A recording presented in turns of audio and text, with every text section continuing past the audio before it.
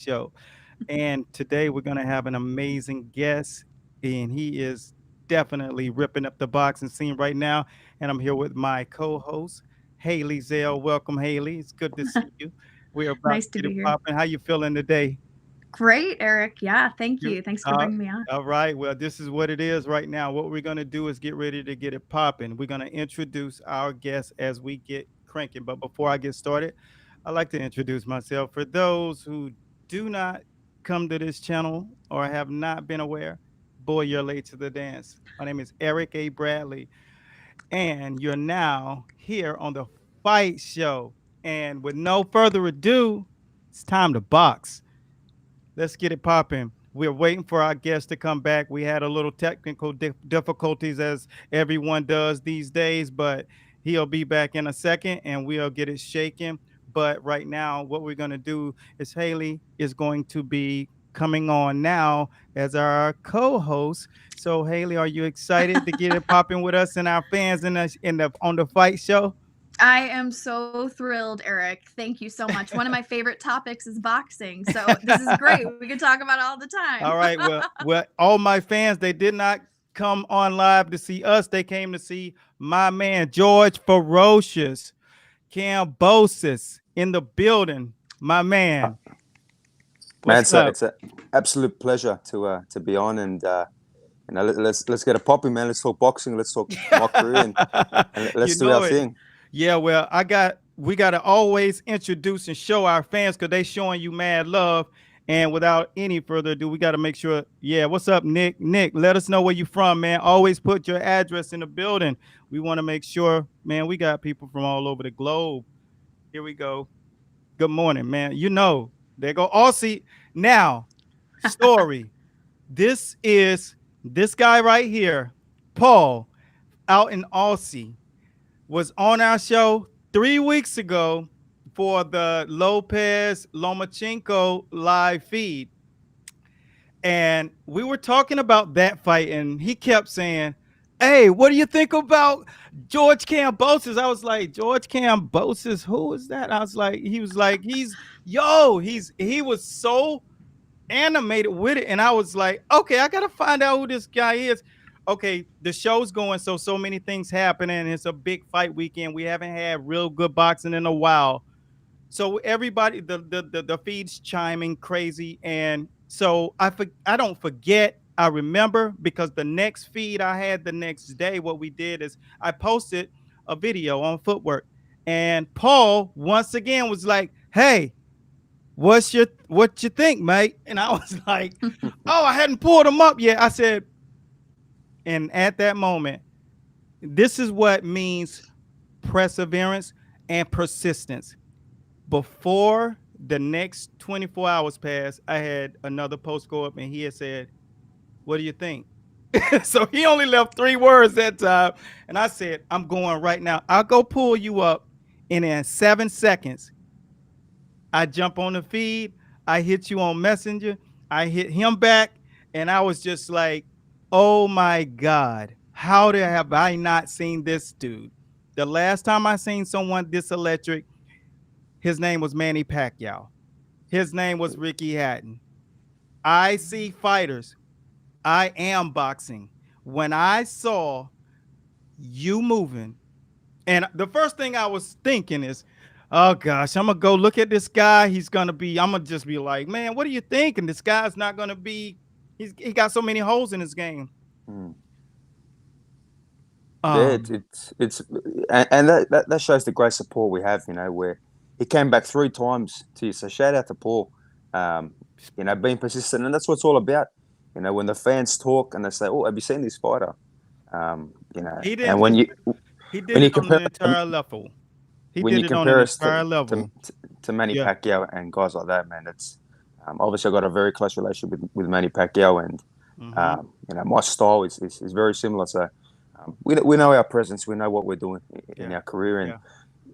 obviously in that Lee Selby fight, our last fight, we showed so much as well. Yeah, yeah. Well, I love the fact that when I got to see you, that I didn't have to say, "Well, he's going to be fun to watch, but he just has this whole he has this whole he's going to have to work on this." And as a professor, I have to galvanize the information for people and make sure they understand it. You can kind of see me as the guy like what Teddy Atlas did for the last generation. Now I'm the Customato, and I really like to see things that have already molded in a good way, and you're molded in so many good ways.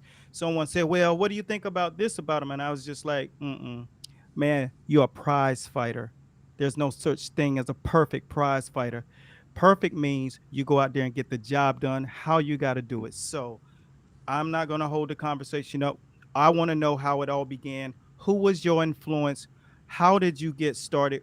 What was the first sign when you began boxing? Look, I started, I fell into this sport. I was never meant to be a fighter or a boxer. Yeah, I was an overweight kid. I was bullied at school. yeah. And I used to weigh what I fight at right now, 135 pounds at about 10 years of age, which is absolutely Oh, crazy. you serious? When people see me now, they go, no way. And I bring up photos. I go, yeah, I used to be that big overweight kid. Um, Wow. so I was playing the national sport in Australia, which is rugby league, park footy, and I was overweight. And it came to the off season, and my father, who's with me today, and you would have seen him in the Lee Selby fight. He was there walking out with me, and he goes, "Look, we got to do something in the off season. How about boxing?" So we went to the boxing gym, and as soon as I walked up them stairs, I just, the smell of the boxing gym could have pushed you to go back. 10-year-old kid, 11-year-old kid, who said, "No, Yeah. this isn't for me." But that smell hit me. I put the gloves on, and I fell in love with the sport. It just attached to me. Yeah. Fast forward, 1 year later, I had lost so much weight, and I was ready to have an amateur fight. Oh, So my original coach goes, "Look, you're ready now to have an amateur fight." Um, I went out there, had my first amateur fight. I won my first amateur fight, and after that, you got that taste for victory, that taste for success, and I never looked back. Had 100 amateur fights, obviously 19-0 as a professional, number one in the world now, and look, it's been a crazy journey. The inspiration, I found that it's crazy enough. I found it from myself, from what I was doing. To lose weight, that was the first big goal. And all of a sudden, win your first amateur fight, then win the state tournament, then win the national tournament. And you find little wins yeah. in your life that you Wow. chase your goals. So I feel that obviously that's the inspiration where, okay, what's going to happen when I win this fight? What's going to happen when this happens? So it's crazy. It's been an awesome journey. Beautiful. And people think being overweight is a bad thing. If you weren't overweight, you would have never went on this quest. And that's what's so important. And what I think about when I hear you say that is these people who are in the audience is the reason why they're chiming in like they are. We got to shout out everybody out there on YouTube and everybody on Facebook. We have mad love for you and supporting brothers like this who are really doing it. All of the people who have not come down this lane to really know this young man, like I said, I am the toughest critic when it's all said and done. And Paul he's loving it. You're welcome, Paul. Thank you for introducing me to him because the fact of the matter is I gotta let one thing know. Haley, put me on the clock because I don't want this to go over 60 seconds. But You the, got the it. fact of the matter is people really do not understand and don't get an opportunity to see boxers, know who they are, what they're really made of.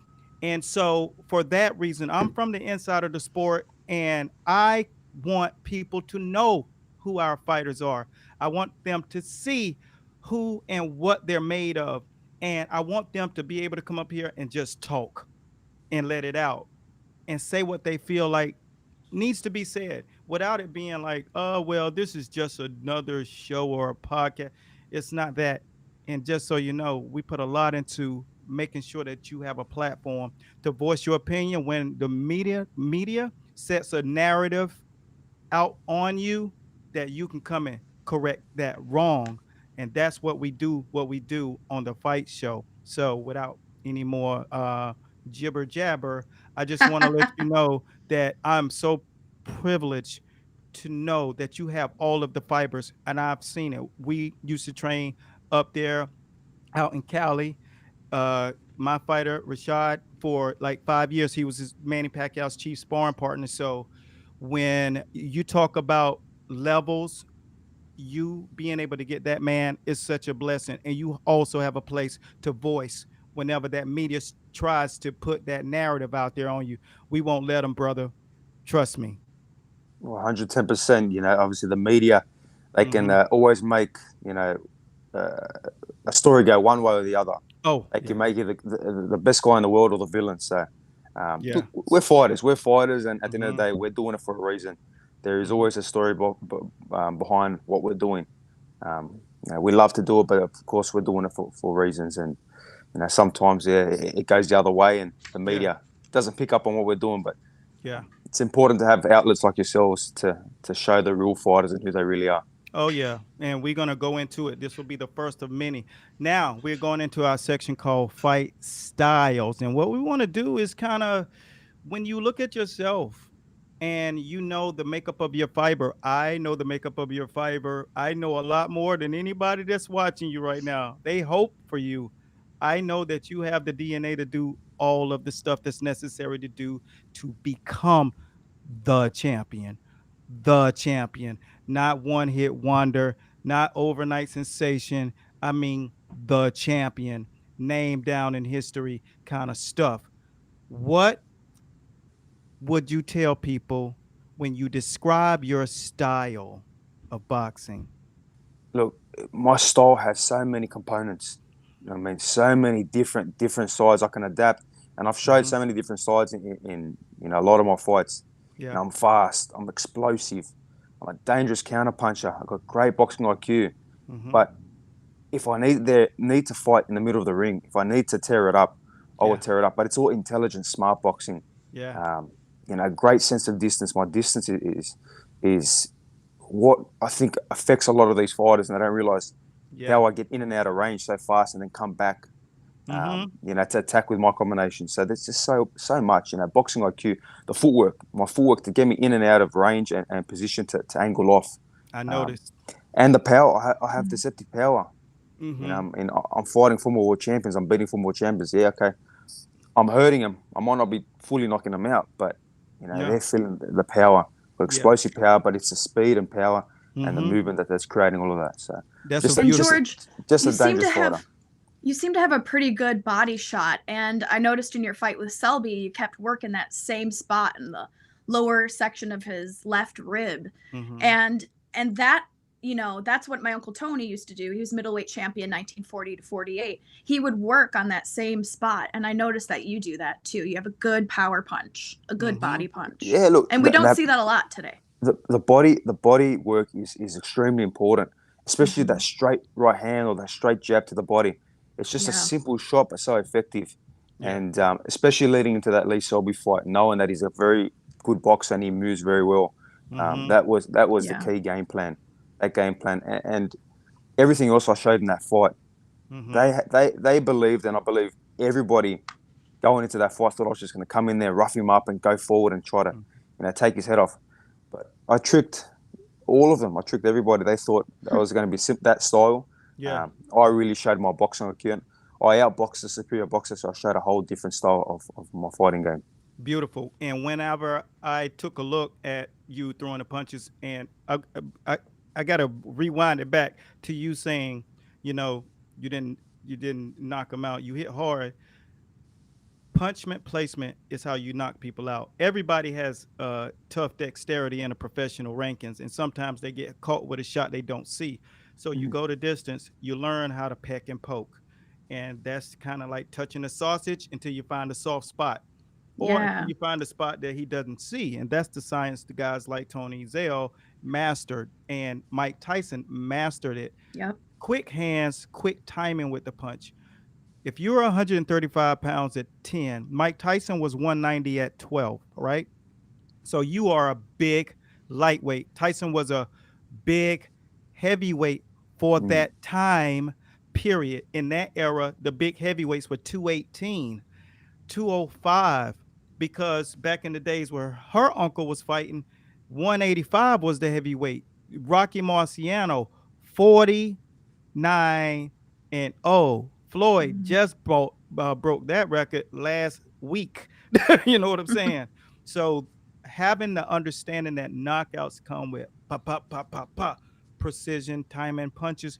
Just keep on doing that, brother, and you'll. I tell people, I'll knock you out, and you won't even be hurt. I just understand the buttons.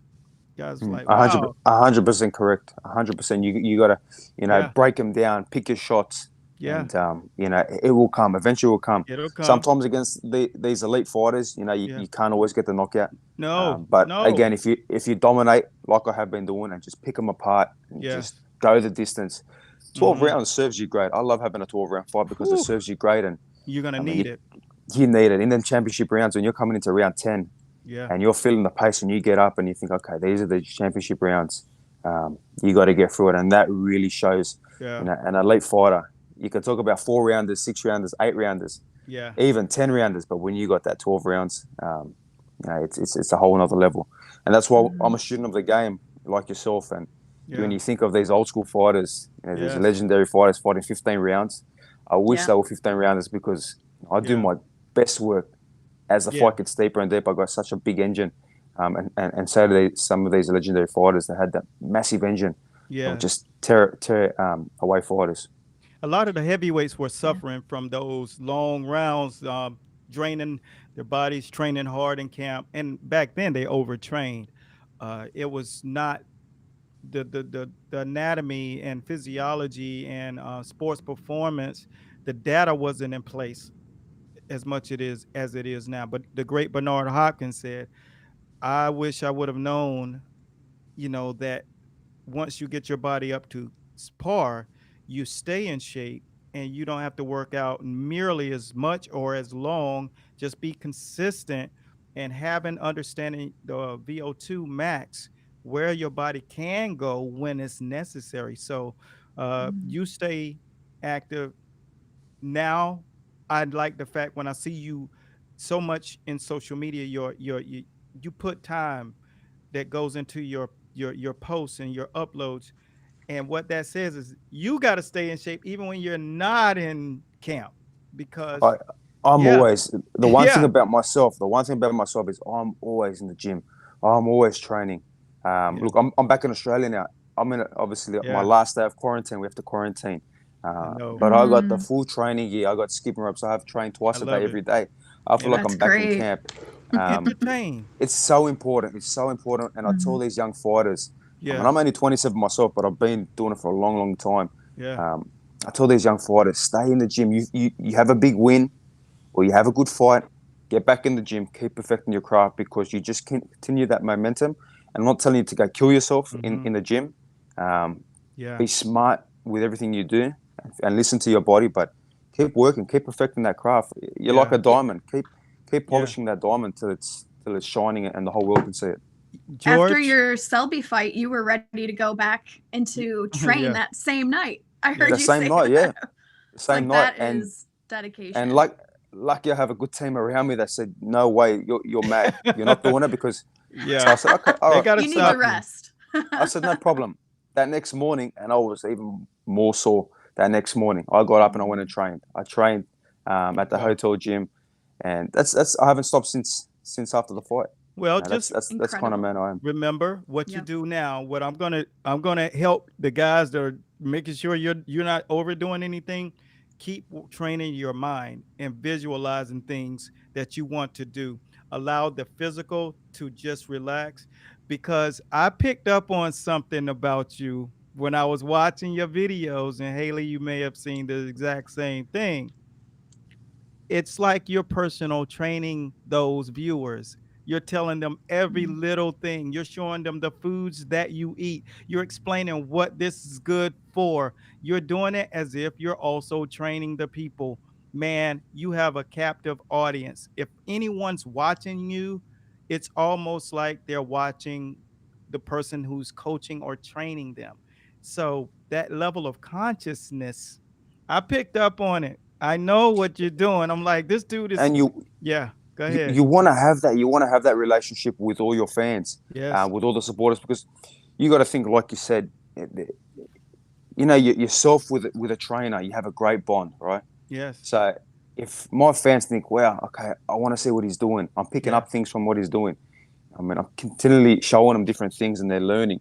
Well, they get that bond. And when I go and fight, I mean, I feel that presence. The amount of messages I get, post and pre-fight, Yeah. is incredible. The support is amazing, and I'm blessed to be in this position. But I've worked extremely hard, and I've taken the hard road to get into this position that I'm at today. And Well, I've got obviously a great fan base that's supporting me. It's obvious you're doing something right, and that's why I knew many years ago. And the guy that's going to come on, he started back in the day. He played professional football and then fought on the Contender, and then became world champion. And he has a very good makeup, a personality, a persona, and that's what people need to see from the outside world about boxers. So I knew that I had to bring something that would really elevate the sport, the value, and that sponsors would just draw to the sport. And I got a uphill climb, but the ball is rolling. And as long as there are fighters like yourself out here, it makes our job a lot easier because you're carrying the weight on your own shoulders. So therefore, the platform will always be yours to do and say and be able to show the fighters the fiber in which they can operate on. On to the next question. Now, you have seen, I don't know how often you study older fighters, but as far back as you remember, when you see this fighter, whoever it may be, who do you see yourself? Who reminds you of yourself? Is it Pacquiao, Ricky Hatton, No, kind of? my when I go back and look at fighters, and obviously a lot of people are starting to pick up on my style now, and they're continually comparing Roberto Duran. You have that ferocity of Roberto Duran, Yeah. your presence, the way you got Yeah, that eye of the tiger, and that's the guy that I've watched for so many years. yeah. I Wow. love his style, and obviously then I go back to different styles too, and different fighters. Edwin Valero, obviously he was a maniac outside of the ring, but Oh, what in a that ring, shame. What a shame about his career not being able. I loved this guy. Oh, he he was was an ferocious. absolute monster in that ring. Oh gosh. Man, you Yeah, said his name. People Valero don't know. is yeah, that they don't know, and I tell people go and just watch his fights. Don't look at anything else because you don't want to Oh see it. my Because God. yeah, what I happened w- to him was crazy. But Crazy. What you watch happened the to way he Crazy. him? fights. You, what Oh, He happened? went, yeah, he went mad. He went mad, and like obviously, Ika Beabuche, I got Oh, locked up, but he just oh oh, you're no. talking Oh, about another version of Pacquiao, and not because we're saying that, because he had the entire savage package and was Southie and was just annihilating guys. Fought one fight, head ripped open. They should have wow. totally stopped it. And oh my gosh, Haley, it's beer and popcorn. When you turn Edwin, oh, he was the problem. Mhm. It's just so unfortunate we didn't get to see the rest of his career play out. When I was looking at you, Ferocious, what I saw is I can't critique a man that stays going to the body. That's what it's about. No matter what's going to happen, that guy won't have enough to come back and turn on what he planned on turning on. Because I'm positive in camp, no one was going to his body like that. So, man, for that reason, I appreciate you and executing how the guys that's working with you, they're doing a magnificent job. So shouts out to them. It is so hard to find a camp that reflects the work through the fighter. And so send a special shout out to those guys from me. But trust me, I don't get to say that enough, but I love what I see. You stick to the process of breaking a man down, and that's the essence of prize fighting. On to es- the especially when you got 12 rounds. When you got 12 rounds, you got so much time yeah, to just break a man down and take him into deep water. yeah, And look, obviously, like you're saying, I've got a fantastic team. I've got a really good team that yeah, spans from yeah, Australia all the way to Miami. yeah. Obviously, my lead coach, Javier Wow. Centino, is doing a fantastic job, and he's got a great gym Mhm. in Florida, in Fort Lauderdale. And then in Sydney, got a great gym there with Mick Ackaway You know, just good technicians, good guys that Yeah. know boxing. They just know boxing, Yeah. where what works and what will take you to that next level. And like you said, the body work is extreme. Unfortunately, fighters just don't realize what a body shot does, Yeah. especially early in a fight, how it slows down a fighter and breaks down a Mhm. fighter. You don't want to be taking heavy body shots with little 8-ounce gloves. No. We fought, No. obviously, 135 pounds. We're fighting in 8-ounce. There is not much in them gloves. So No, you don't want to you get hit to the start. body with 12-ounce gloves. You don't want to get That's hit right. to the body. Especially, I cannot wait to hear your thoughts whenever you watch Her Uncle. Man, you're gonna Yeah. be like, I'm looking forward to it. Definitely. wow. That'll be my next Yeah. thing as soon as Yeah, we get because off. that's Check where out the Graziano fight. Rocky Graziano, no Tony start from the Zale. scratch. No, start from scratch. He got to study. So that fight is like that's movie worthy. I mean, but that's where guys like Roberto Duran learn that stuff. Mhm. Okay, Mike. Well, and it was Ray Arcel who was Uncle Tony's Yeah. coach. That's He was right. also Yeah. Roberto He's Duran's some coach. killers, So man. yeah, The he put him on the Touche. map. You got me excited now. That's the next. Oh, I'm oh, straight onto it now. you I'm have You're no gonna idea see excited a for whole. you. Yeah. because the book. So I got the Man of Steel, and I got some videos that's coming out. Some of the things we're marketing, doing a real amazing campaign to market some of the training regimens and programs. So one of the things, one of the clips shows me these guys want to watch YouTube and be elite trainers it's not going to happen. They look at me and think, okay, well, he shows his stuff on Facebook and YouTube, but dude, I'm going to show you where mine began and the many years and my extensive library that reaches back from 1897 when the first fight was filmed in 38 frames a second, the 100,000 hours of tape, not not Not YouTube or DVD. links, tape that I studied, Mhm. and I got an entire garage, and people are going to see it. First time I've ever unveiled it. I got pushed and pushed, Stacy, to say they need to see Yeah, you have to, man. You got to show that. the work. And I think it's yeah, that's right. You show the work, and the same thing when I'm fighting and preparing. I show the work. Yeah, the So work. you got Yeah, such a high ring. yeah, Obviously IQ of the fight game, a sweet science. yeah, So you got to show the work Mhm. and motivate these other trainers coming into the game and people that think that they know boxing. yeah, Well, you want to know boxing, really know the sweet yeah. science, then know the work and do the work and see how guys like yourself are doing it.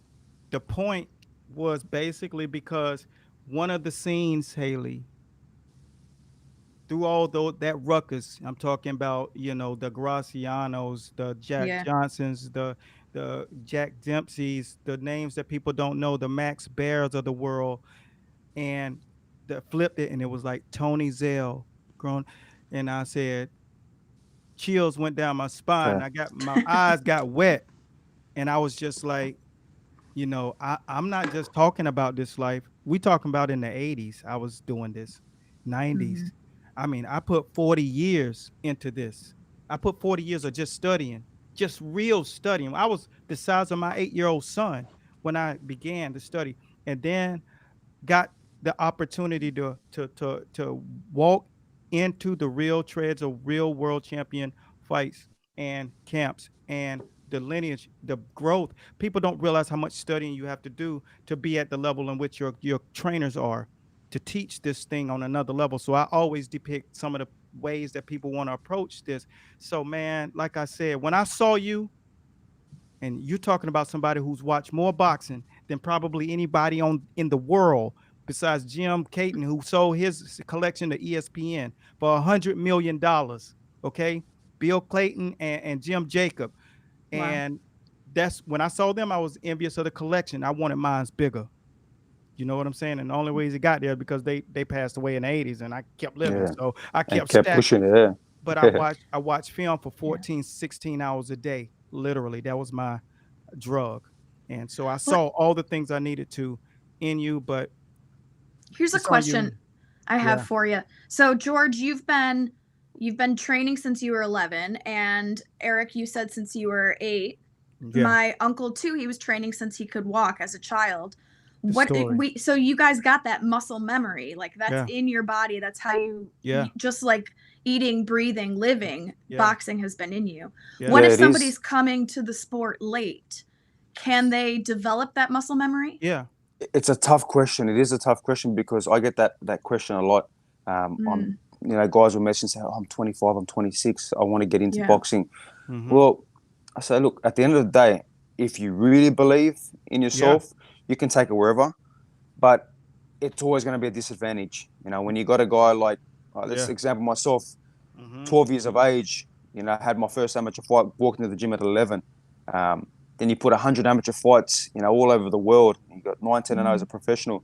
You're sparring the best fighters in the world. To compete with that, to get that apprenticeship, especially in the Yeah. amateurs, is always going to be hard. Yeah. And look, at the end of the day, you got to chase your dreams. Yeah. Doesn't matter how old you are. If you really want something, you can. You can do it. It all comes down to your self-belief. But again, I tell a lot of these young guys and these young amateurs, have as many amateur fights as you can. Mhm. They all say, I Good. want to go pro. I want to make money, and I want to be professional. But you're not going to make money straight away. It's going to take time.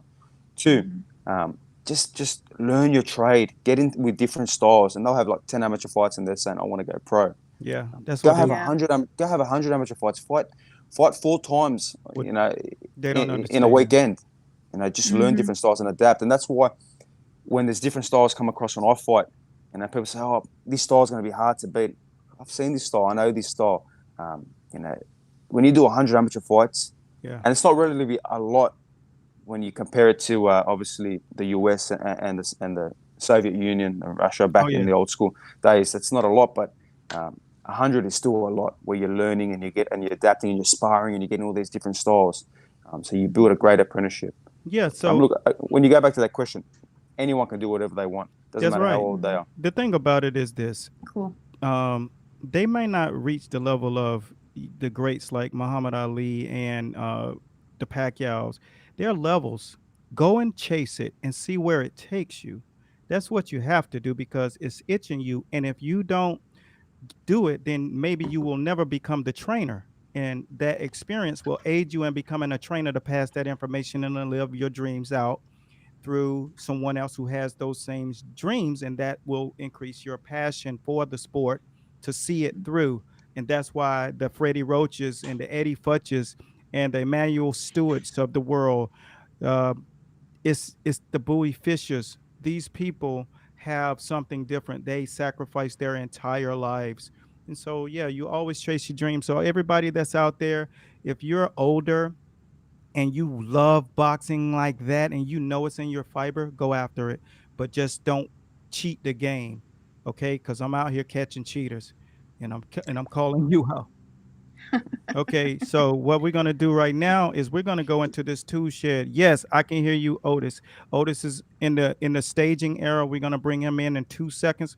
So what we're gonna do now is the tool shed arsenal. After training with Pac-Man, I want you to share with our fans, what do you feel you've gained? Be specific. Think back and really remember how you was fighting and what you thought and your perception of boxing before you went into training camp. I love this, man. Somebody who's on the show who had an opportunity to train and fight first and then go into an elite training camp. What was the difference when you realize you're on the next level? Look, when you're comparing fighters, obviously Manny Pacquiao is an extraordinary athlete, legendary fighter. So when you get an opportunity to go and spar and be in a training camp as a main sparring partner for the legend himself, you go in there with a lot of thoughts in your mind. So, okay, can I stand with this guy? Do I deserve to be in the ring with this guy? And as soon as that first round went, we got the sparring, and I said, okay, Yeah. I feel like I belong here. I belong here. And as the rounds continued, we finished the sparring. I remember he turned around and he smiled and he asked a few of the guys there because he didn't know me yet. He goes, "Who's that guy? Who is he?" I go, "He's with us now. That's it." And it was kind of the first sparring was like a test day to see, okay, do we bring him into camp 110% or send him back to Australia? And this was in Manila. Wow. But what you learn being around a guy like that, and don't forget, I done 250 rounds with this guy, 3 world title campaigns. I was literally pretty much living with the guy. Every day we'd see each other, and we're eating breakfast and lunch together and dinner. It's the small things. It's a small detail. And that's what I've picked up. To be fully prepared for a world title fight, you have to be obsessed. You have to be obsessed in the gym. You have to be obsessed in your training camp. It's the small details, the 1% things. You're going to run, your 10 kilometers, do 12, do a little bit extra. If you're going to do 20 rounds in the gym, do 25 in the gym. It's the small things that he would always do. He consistently do that, a little bit extra. And everything he done was at 110%. You never see him, hit the pads lazy, like just slow, or he'll hit the bag lazy. No, everything is at 110%. You're in the gym, put in the work, then go home and rest. So it's the small things like that, the small detail. And like I said, when I was in camp with him doing these 12 rounds, and I had a few interviews with different people, and I say, how good is it you're training and sparring with Pacquiao? So you know what? Being around this guy, not only confidence-wise, it's great for my career and going to push myself out there. I'm doing 12-round preparations for world title fights. So when I get to my 12-round preparations, this is going to hold me good. And now look where I'm at. Right now, I'm doing my 12-rounders now. I'm at the elite, fights in the world. And I just always think about how he prepared, how much extra he went. And that's what added to my game. Fantastic. He was. So what I'm going to do now is we're going to go into the next section, and I'm going to bring in Otis and Haley. What I want you to do is go and stage in for 2-3 minutes. We're going to hit this other part up in the next section, which is share one of the stories, and bring in Otis, and he's going to come in and chime in with us. It's going to be an amazing thing. I love this. All right. Hey, do you have I can barely hear you guys. Is there a way that you can turn how you doing, everybody? George, I'm a big fan. I got in an argument over you just about 3 weeks ago, George. A countryman was talking about you on Ned's boxing emporium, which is a site that I frequently go on Facebook. And so he's talking about how you're gonna, you know how you Australians are. You guys are extreme with nationalism and everything. I was reading that that you thought that you didn't have a lot of fans in your homeland, but I beg to differ because this guy really reamed my ass about you. Yes, you did. That's crazy. You were speaking very highly of him, and I felt like when that came to fruition, that we definitely got to make sure that we do this thing right, because this young man is representing the sport. And Otis, former world champion himself, winner of the Contender, understands the game on another level. So we were definitely excited to make sure that people knew exactly who you are and what you're doing out here on another level. So the next section, what we're going to go into is one of the experiences that I got to see and read about was when you were over there in camp, the hostile nature of the people that surrounded Pacquiao.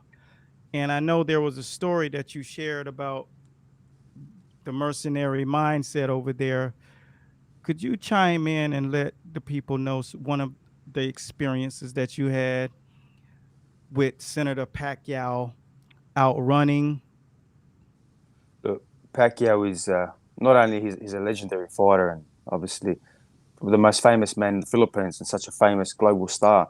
Yeah. But he's a senator as well. There's a lot in his life.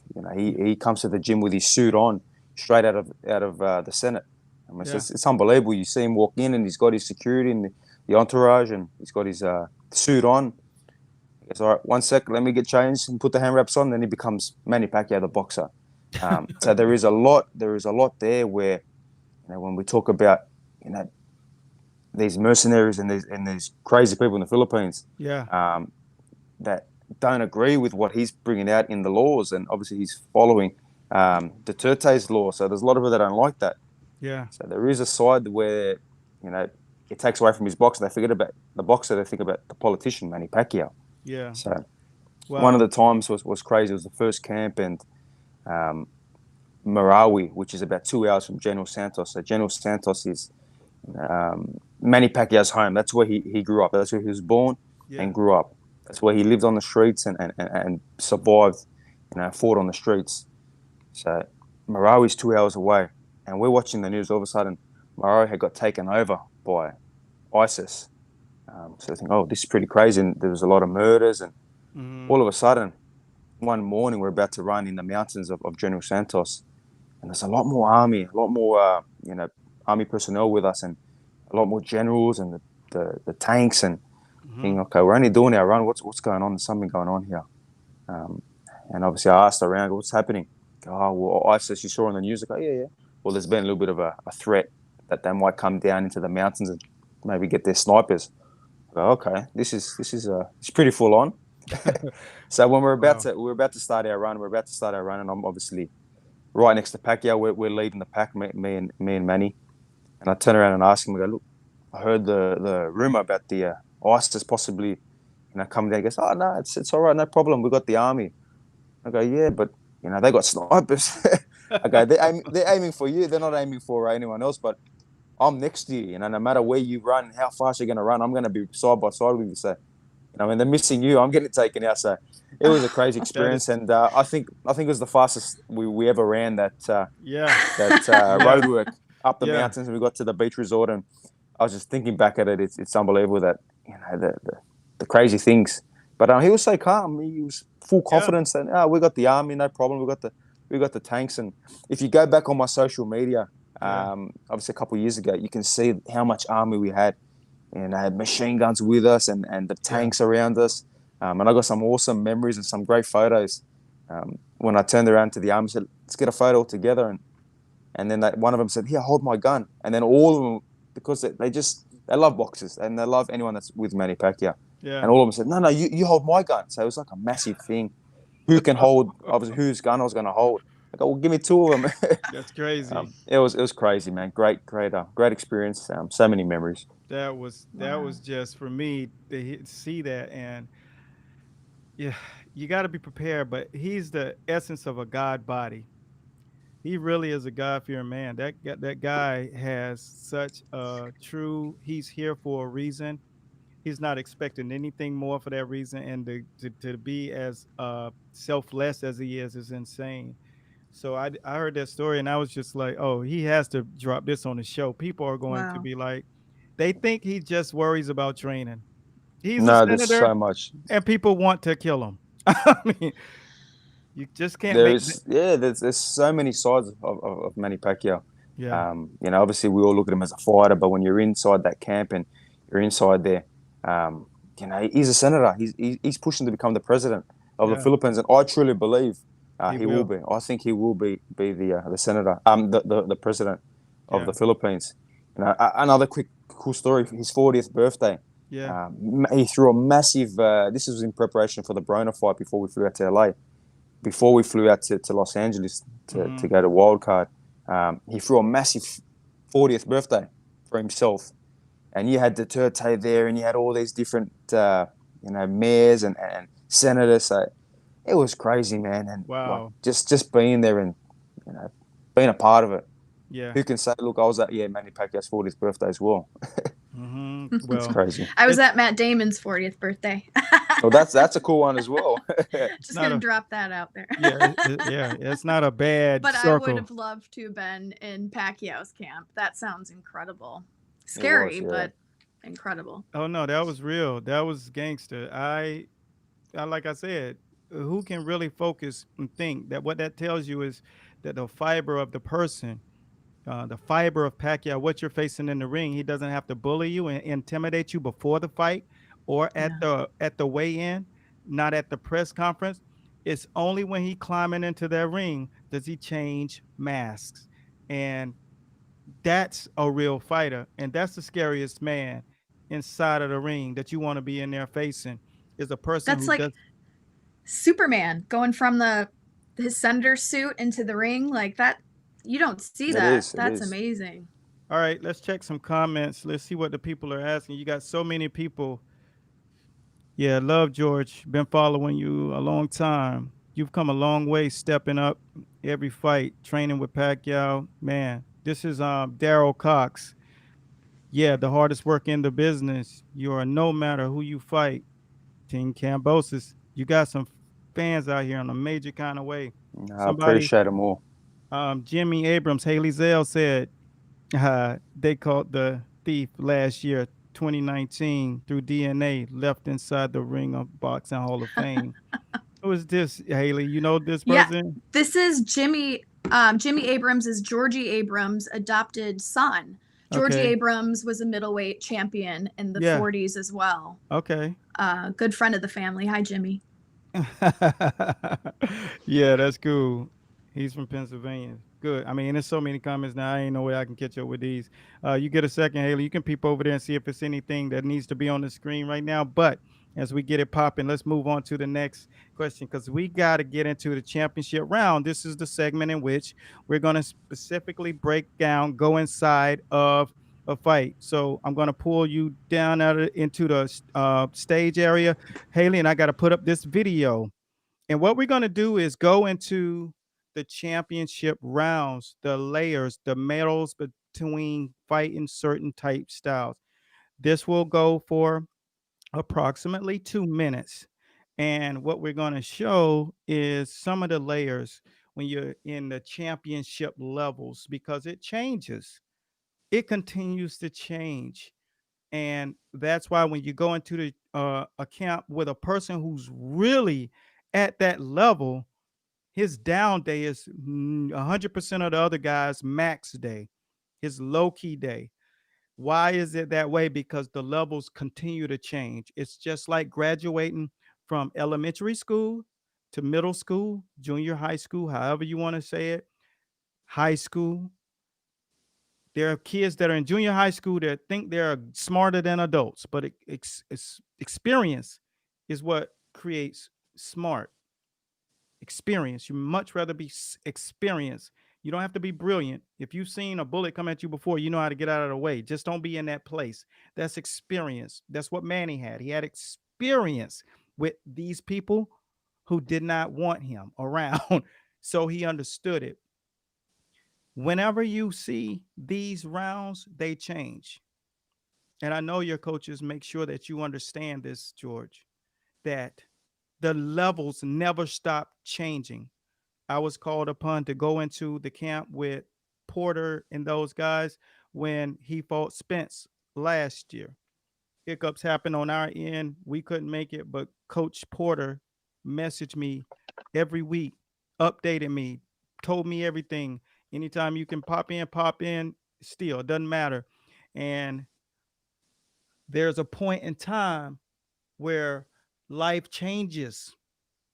It's no longer what people can relate to. It's not relatable.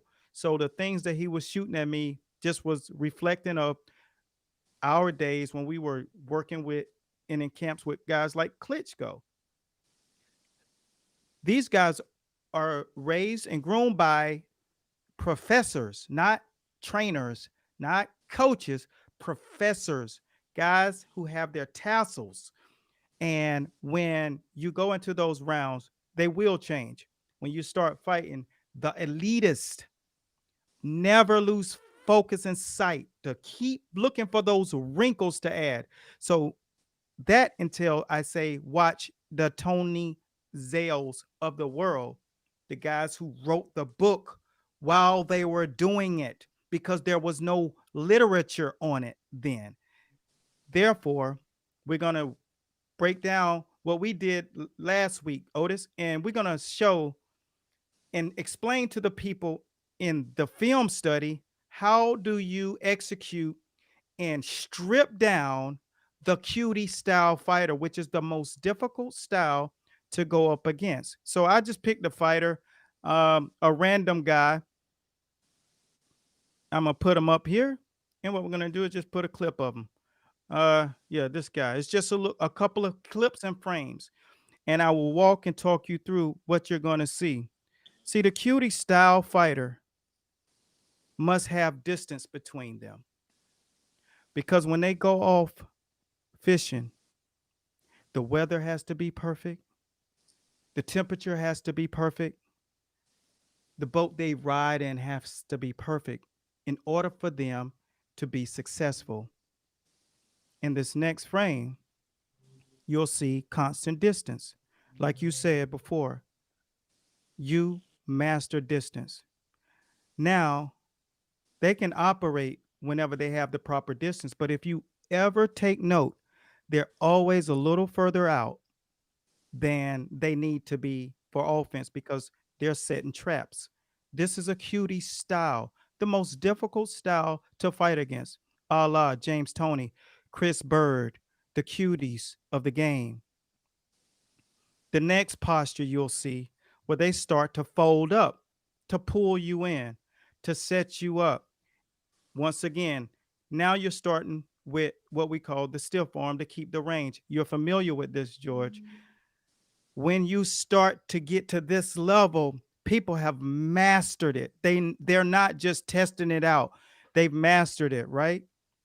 Now, how do you take that and change the narrative? Once the distance starts to change, what you have to do then is you see a posture.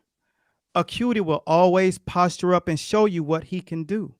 He's going to show you what you can do. But when you're young, you don't understand and you don't see it. You don't know what you're looking at. But what punch right there could you hit a cutie with? You can't hit him with the right because he's going to roll the right hand. But when you feint the jab and come around with that hook, and never allow them to feel comfortable, never allow them to be at the distance in which they want to be, because that's what makes them a sniper. Like you said, that's what was chasing Manny Pacquiao, snipers.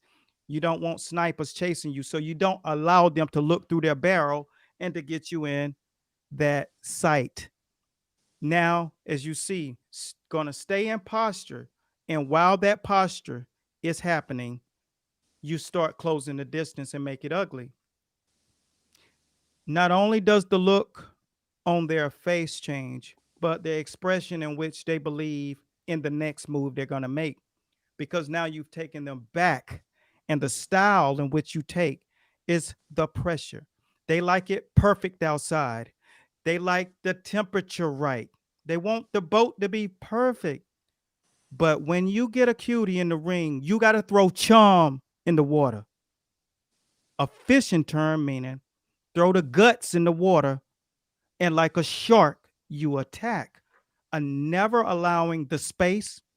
Because what happens if you allow a cutie any space to operate, a la James Toney, a la Floyd Mayweather? If you ever allow any space, what's going to happen is his attack. He can land the jab the way he wants to, even with a southpaw. He can land the right hook to the body. He can land the uppercuts. The thing about it is you cannot allow that to even begin, because if you do, what will happen is you'll be falling victim to the cutie style, the rights, the comfort. But if you close the gap and fight where you want to, what will happen is the regression of his confidence. In the championship rounds is what we call this section. And last week we did a fight breakdown. And a lot of people think because I box, I already know what to do late, but you don't. Because when people are experts and they're taught right and they've been groomed from a young age, whenever you see it at the elitist of levels, it's different. Fighting a cutie at the elitist of levels is different. So you have to throw chum on him. From that point, you got to tie down his rib cage and smoke him. And if you do that, that's how you wear the strap. And there is no other way to look at it. Suffocate, fight at the range you want to fight, throw chum on them, and eat them. And that's all I got for that section. Otis, weigh in where you may. Yeah, I agree. A lot of times when someone's in the mongoose style or the Philly shell and things of that nature, see, what people don't understand, there's really 2 or 3 ways that you can use that type of posture. If you're offensive with it, then you're like Mayweather. You use the jab out of it. You use your legs out of it. If you're defensive with it, you're like James Toney. You stand in front of the guy. You let them use all of their energy and everything, and you counter them big with right hands, hooks, body shots, and things of that nature. Chris Bird will pepper you, lure you in, then hit you with power. So there's just things that you have to do. One of the things that you definitely have to do is you have to change the angles. You have to go around them counterclockwise and clockwise, and then attack them with by climbing the body on different levels. Attack the body to the chest to the head, from the head to the chest to the body, and punches and bunches and combination punches. Vitaly Geroge had a good fight with James Toney, not because he was a Olympian and everything with Russia, but because he throws in combination, he would not allow, like you said, he would not allow James Toney to rest. Yeah. Now that's a good fight for you to look at. Look at Vasily Geroge versus James Toney. Cutie style. Got to have space. Well, Toney one of the few that didn't need space to work. He could box behind a jab, but when you continue to climb that ladder, and your trainers have done such a great job, when I understood that you have a shot at a title to be the guy, I just looked at you and I said, this kid has it. This kid has it. And he know, this dude right here know I'm the hardest critic. And your guys have done an immaculate job, man. And everybody who doubted you, they're gonna eat it. And you believe because you've been in the camp where you got to test your mettle and you got to test your levels. And what that gave you is the clarity. But also remember this: a Manny Pacquiao don't go all in training camp. We did them for 4 or 5 years. On fight night is when he go in. We used to have world champions come in and train, and some of the guys that were younger coming up, they would go in there and spar against him and be like, man, that guy's the champ. I smoked him. And I said, yeah, but it's different if you get in there with him on fight night. He changes. He turns into somebody else. He's learning. Whole different level. He's working with you to get more stuff. He's giving you opportunities to beat him up in sparring, so he won't get beat up on fight night. So false sense of security is a bad way to get caught up and clipped out there like that too. So this is the foxhole, man. What do you say to that, George? Yeah, look, I agree 100%. And that comment that you just made, where you got to leave it, obviously, all for the night, all for the fight. That's right. I mean, and you get a lot of different sparring partners where, you know, they come in 110% trying to take your head off. And, you know, when you're moving up and you get into the top, and obviously, you know, like Otis is a former world champion, and obviously I'm pushing to become a world champion, #1 at the moment. I mean, you got a target on your back, and when you're making noise, you got a target on your back. And these guys want to get that scalp. I was like, okay, yeah, well, I gave him that working sparring. I done this to him. I could beat him in a fight, but it's different. In a fight, it's a whole different, a whole different ball game, a whole different animal, a whole different savage, and just every part is different because you get out of your comfort zone into obviously a place where, you know, not many people are used to. And when you're an elite fighter and you've been in the 12-round deep rounds, I mean, a lot of these sparring partners that you use only do 4-round, 6-round fights at that stage. I mean, you never really get elite fighters sparring each other. No. I mean, it's all guys coming up. Yeah. So it's a whole different ball game when they're doing 12-round fights or 10-round fights. Yeah. But entirely. I mean, and when you go back to that fight as well, that fight and the cutie style, that's exactly what I had to deal with in Lee Selby in my last fight. He has that cutie style. He has that style where he moves, and he has to be comfortable to be able to throw off his jab. He has to be comfortable to land his shots. And that was the whole game plan from round 1. Never make him comfortable. Never give him the distance. That's why I was always in and out. Touch him to the body. Touch him to the head. Rip him to the body. Rip him to the head. I mean, give him different looks. Yeah. And when you give a fighter different looks, it means they got to think, you know, if not twice, 3 times as hard, if not more. Yeah. You know, to adapt to the style that's coming in front of them. And then when you put that fighter like myself, who's fast, explosive, you know, from different angles, then it's a very hard style to fight against. And obviously there's a lot of talk between myself fighting Teofimo Lopez for all the belts in Australia. And I can tell you that everything's going real smooth at the moment. Negotiations are great. And a lot of people are going to doubt me in that fight. But when you come up against my style, obviously Lopez is a very good fighter himself. He's a unified champ. He beat the man to become the man. But my style, my distance, my movement, my speed, I believe I give him a lot of trouble, and I believe I beat him. Yeah. The thing about this is I'm going to give you some good pearls too. And you have when I looked at you, the first thing I thought of was Sugar Ray. And why did I bring up Sugar Ray? Is because the way you're built, you're torso based, and you can throw more because you don't have heavy arms. You have perfect arm. You got perfect arsenal. So that's why Sugar Ray was so beautiful with the way he throw a bevy of flurries. And he was the last guy to throw flurries hard, like hit you and you were hit, but he throwing 32 of them. And That's right. you know what I'm saying? So guys got out of there. So when I saw you, the first thing I picked up on was your frame. Because Otis and myself, when it comes down to it, are anatomists, man. We understand the anatomy of the body. So a purist fighter has to have certain different DNA traits. And I said, he can let his hands go and he guides them properly. King, when you have that ability to do that and you're dumping the shot, and I always say it's beautiful because now you can barbecue his ribs and come back up to the head with a different level of speed. You don't find guys that have that natural DNA. You was born that way.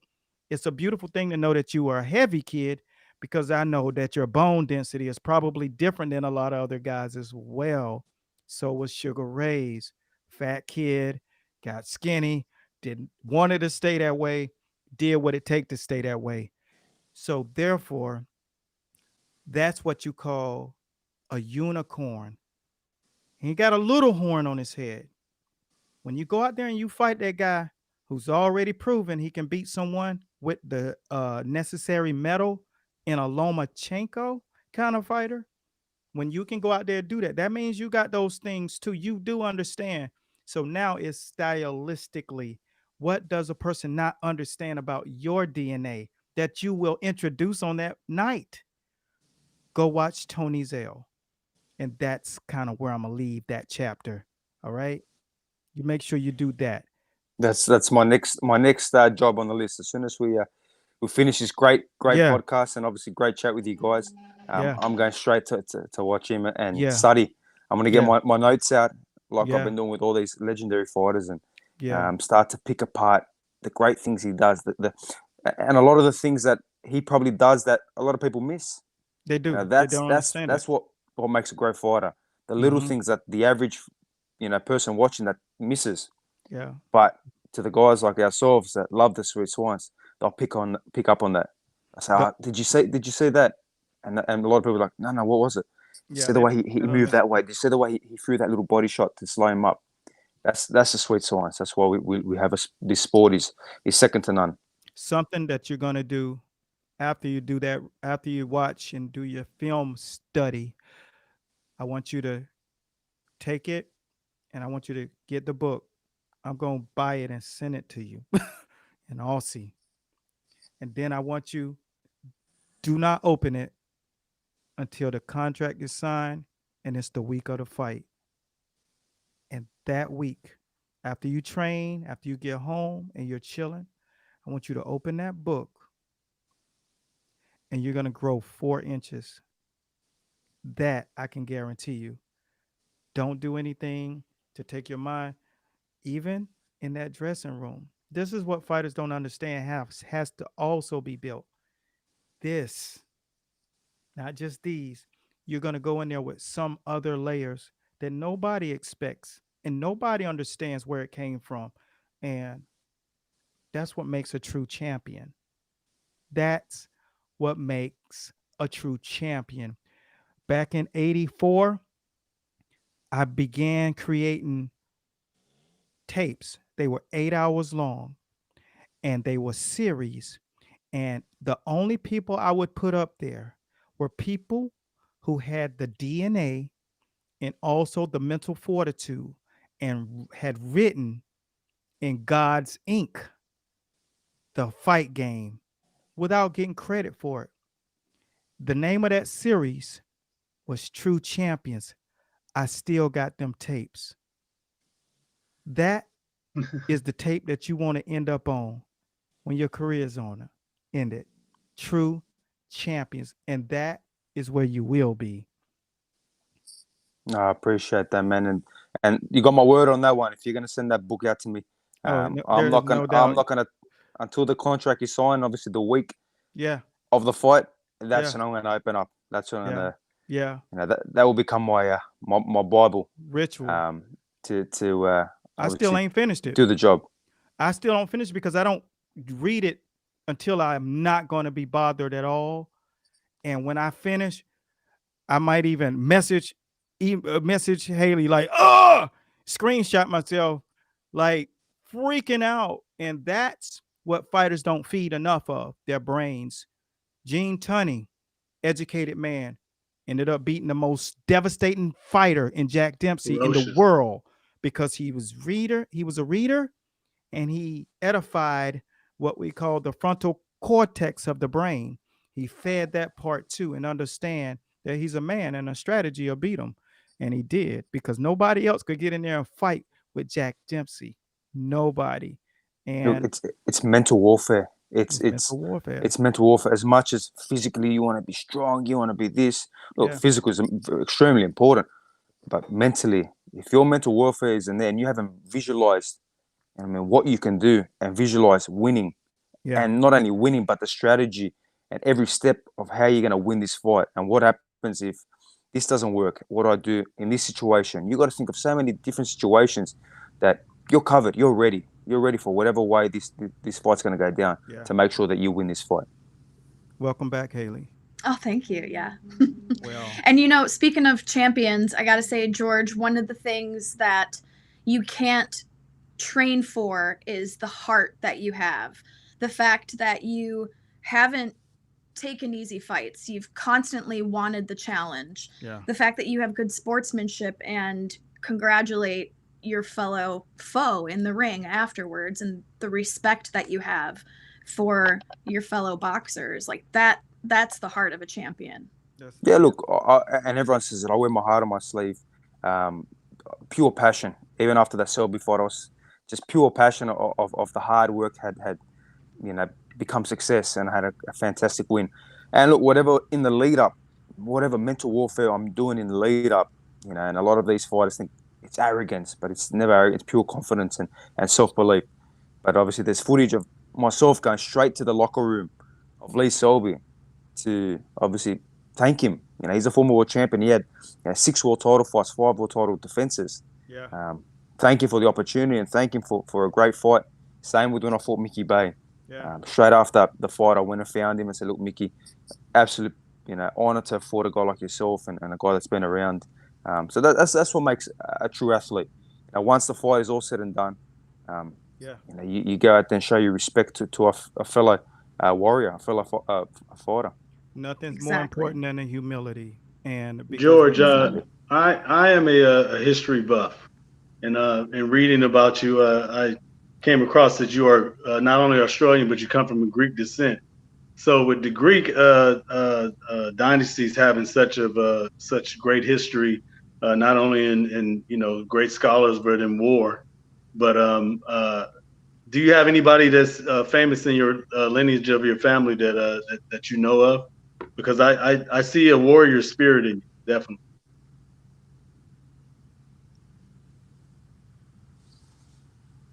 For some reason, that mic's not working for Otis, for myself. But if you can explain it, he was basically saying, do you know of anyone in your family that was famous for having that gladiator sport, whether they were army or military or fighter, because you have such a warrior DNA, and it's usually passed down. And he's Greek.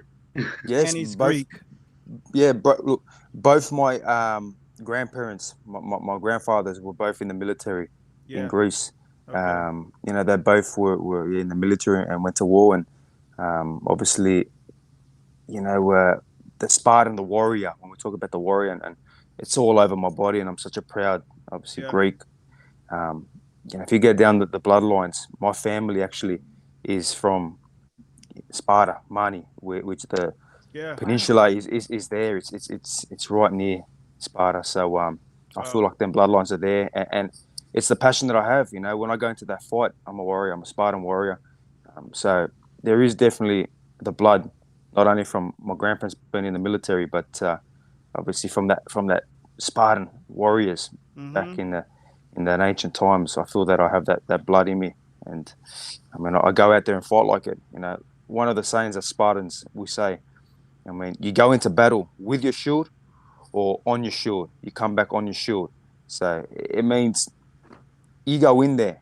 If Yeah. you lose or you get killed, I mean, you're going to be taken with your shield.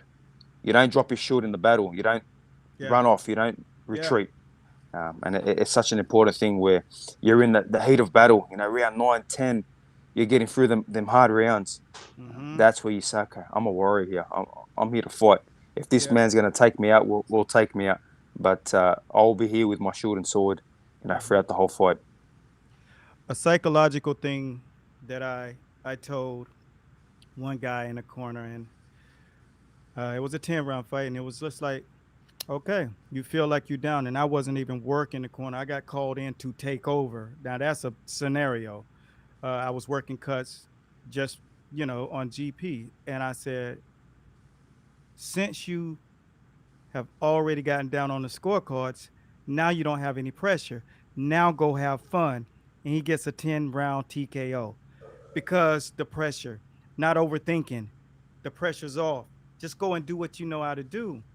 And with that being said, you walk away with the victory. You're down 7 rounds. You was down 7 rounds. You pulled away 2 rounds, and you really had it. And that's where that other part comes in, the muscle memory. You knew how to do this thing. You knew what to do. All you had to do is stop putting so much pressure on yourself and then allow it to happen. And with the being in an elite level training camp, from the amateurs being elite to the pros, the kind of work you get, it's just second nature. And sometimes guys clam up in the moment of truth. So that was a good. I'm glad you asked that question, Otis. That was good stuff. So what we're going to do now is ask you what's next for George Ferocious Kambosos. What's next on your menu? Well, look, like I said, negotiations have already started between my team, my managers, and obviously Bob Arum, Mm-hmm. Tiffany Lopez's team. So that's the fight. That's the fight I want. I really want that fight. Styles make fights. I'm his mandatory. I'm the only mandatory challenger throughout the lightweight board. Obviously, Lee Selby was the number one in the WBO as well. So really, I should be the IBF, which I am, number one, and I should be the WBO number one. So I pretty much got him in a corner. And I just hope he accepts the fight. I know he's a solid fighter, Yeah, but this is an absolutely great fight for opportunity. the fans. Right. And I truly believe I have the full self belief in myself that I'll win this fight and take all his belts. Yes. Sort of like the same thing he said to Lomachenko. Yeah, well, look, it's a Yeah, crazy thing because he had so much belief in himself against Lomachenko, yeah, and now the script is flipped. Now he's on the back end of obviously he's yeah, the man now. yeah. So you got to worry when you're at the top. You're not looking at who's obviously in front of you. You got to be worried who's coming up from behind you. And Well, I'm right on him now. I'm chasing him, and yeah, no other lightweights is calling him out. yeah, Everyone's saying, oh, maybe in a couple of years, oh, I'm the A side. Look, yeah. you can be the A side, no problem. I don't care about any of that. I Well, just want to fight you. when I see, the kind of metal that you bring, always keep in mind that you have that right metal. I don't know if he's going to stay there. I think that's the only thing that could happen. I think, he's in verbal and vocal. I think there's always an option. If you see a lion, a hungry lion, that really has that same look in their eye, I said the week that he was fighting, everybody was picking Loma. Who did I pick? Otis and Haley. You Yeah, did. I, Lopez. I picked Lopez because I saw his Mhm. trainer. I saw his dad. I saw how he was in his corner. And I said, he's going to beat him. And I did a show just like this. And I just know. I don't guess. All the predictions I do are breakdowns. I talk about what these fighters have. And I talk about how they will display it because I understand where they are. And when I saw all of the wrinkles, the layers, and I saw the people behind, I was like, oh yeah, this is totally gonna happen. And I was like, I need to find me a bookie. I need to bet because nobody understood. These guys who report on the fight game, they don't know the fight game. They don't understand fighters. They don't have the DNA that runs through their blood for them to understand. They could just take what people say and create sound bites that they want to and use it as clickbait. But I see the exact same thing in you. The other thing that I saw that alarmed me with that scenario that happened after the fight is now it's like you got position and you don't want to double down on owning it. You just want it. So I seen something leave. I don't see that in you. I think if you get that belt, the next fight or the fight after that, that you understand raining, not as in water on your head, but REIGNING. 100%. Raining is in your DNA. And for that reason, I love the fact that you're on the fight show, brother. Man, it's been an absolute pleasure to chat with all of you, and Yeah, obviously I've had great fun, man. It's been great, and look forward to doing it again. good deal, man. I just want you to shout out to anyone. The floor is yours. Send a message to anyone, any charities that you're a part of, anything you want to bring awareness to. The floor is yours, baby. Well, Before we just go. a massive shout out to all the fans, all the supporters. Even if you're not a supporter myself, shout out to tune in and watch my fights. I mean, I'm sure that I'm going to move you to become a supporter and a fan of what we're doing. And you guys, you're doing a great job. You're giving that outlet to Yeah. fighters like myself to Yeah. showcase a different side. So many Mhm. people just see that side in the ring, but you guys are showcasing a different side where we can talk, not just purely about what am I going to do to this guy, what am I going to do to that guy, but a whole different look. And it's been absolutely fantastic. Beautiful, man. I'm going to put your social media up here. People, I want you to go out here and follow him and listen to some of the good information he's giving you guys. Go out to YouTube and check him out as well. You can just type in his name and go and follow him because this is one of the guys that's going to take you as the next generation into this next time in boxing and really show you how to do it. And that's the kind of people we like having on the show. And George, it was an absolute pleasure having you up here, brother. And big shouts to all of the people. I will definitely make sure you get the link to this video so you can read all the comments of the people that are Yes, just. please. Yeah. I usually put them up there, but it's like so many. I don't even want to like interrupt the show that way. But I love the people. My boys, TSOB, the School of Boxing, sending a special shout out. Thomas Himmelberg out from New York. All of the guys sending much love from our fraternity in the School of Boxing. So until next time, be blessed at Godspeed, much success, and we will definitely be in touch, brother. Definitely. Thanks, guys. Been a pleasure. Bye-bye. Absolutely. Good luck with your last day of quarantine. Right. That's rough. 2 weeks. Oof. Yeah, you're right, almost buddy. done. That was great. That was great. It's good seeing you. I look at all my people. Oh, Deb. There's Deb. Deb Zell. Mama. Mama's in the building. Check you out. Hey, I'd love to have a Deb. boxing glove emoji finally, you know? Oh, For so yeah. long, we only had the fist pound. Now we got an actual Right, glove. right. And Deb, I saw you earlier post something. I'm trying to find it because I was in the midst and the screens got clamored. So I was messaging you, Haley, and I looked down and I saw your mom. I was like, check her out. There you go. What is she with down there? Jimmy. Oh, shit. Answer you later. Jimmy, Deb says she'd answer you later.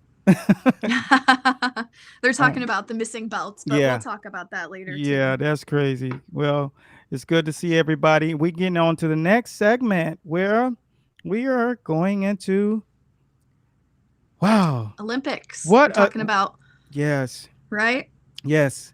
So yeah, What I it done pop that up. takes to Yes. get to the Olympic level to The succeed. Olympic level. We're gonna drop off and speak to the people that are not sponsoring this show, but I want to make sure that people understand something cool to use when you are doing your training, and that is the power fits. Man, you got to Sweet. check these out, people, and the link will be in the description. You must do these gloves. They are absolutely super cool. I'm Those are actually cool. I actually got the pink ones jumping off. Boy, it's about to go down. Go get ready because we getting ready to drop this new series uh December the 1st for you guys, so you can get some action with the fight doctor in the building. Coach is going to come live December 1st, and we're going to start this series called It's Time to Box, and it will be skills training based. So make sure you get your power hands, the power fit gloves, make sure, or power, and just go down in the description and get it because they are, like I said, they are super cool to rock, and that extra pound of pressure, it just kind of gets the job done. Make sure before we go off that I was talking to you, Haley, about that Oculus. You guys can probably see it in the corner over here. Yeah, I saw it back there behind you. Boy, the Oculus is wow, the coolest boxing game. And our guy Fleming told us last week to go check out fight. What's the name of it? Fleming, put it in the comment box. The name of it. Oh gosh, it is so cool. It's a boxing game on Oculus. My son played it last night. I'm gonna get my work in today. I mean, I'm literally getting a super workout. You should see the the 2-pack abs, getting it popping. No, you How's guys the got virtual? Is it trippy or is it cool? Look, get that thing for Black Friday for yourself. It will be the best gift you've ever given yourself. Trust me, you will Score. You will be like, why was I late to the dance? But this next hour, man, this one was just so full with the conversation with George, Ferocious, Kambosos. It was just, you got to understand that we came here to give you guys some serious boxing. So let me see a couple of comments. The Daryl Cox, he dropped another one. Is that this one from earlier? Oh, let me see. Can you see the comments over there, Haley? Yeah, I got, let's see. See if you can find something over there that I missed. Stacy said 4 class acts. Best show in boxing right now by far. 4 class acts? 4 class. I think all 4 of us. Me, you, Otis, and George. Oh, 4 class acts. Oh, I thought she was talking about a video game. I was like, I got to order that too. Thank you, Stacy. I appreciate that because we want to really give these guys what they deserve, and they deserve a platform, and we will definitely make sure the entire world, if you play tennis, you're going to know about this show. If you play hockey, you're going to know about this show. If you're an actor or an actress, you're going to know about this show because we do not discriminate. We want everybody to know about the greatest sport on the planet. It's boxing. Yep. The world of combat. Hands up. So oldest sport.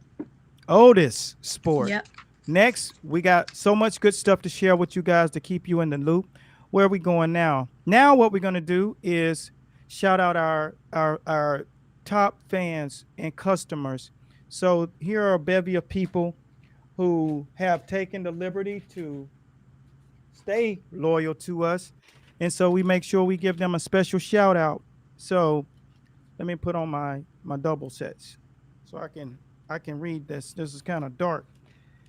Tommy Valky from Finland.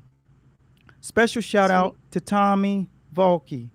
And I know they speak with a different, accent. So I know I'm crushing that word.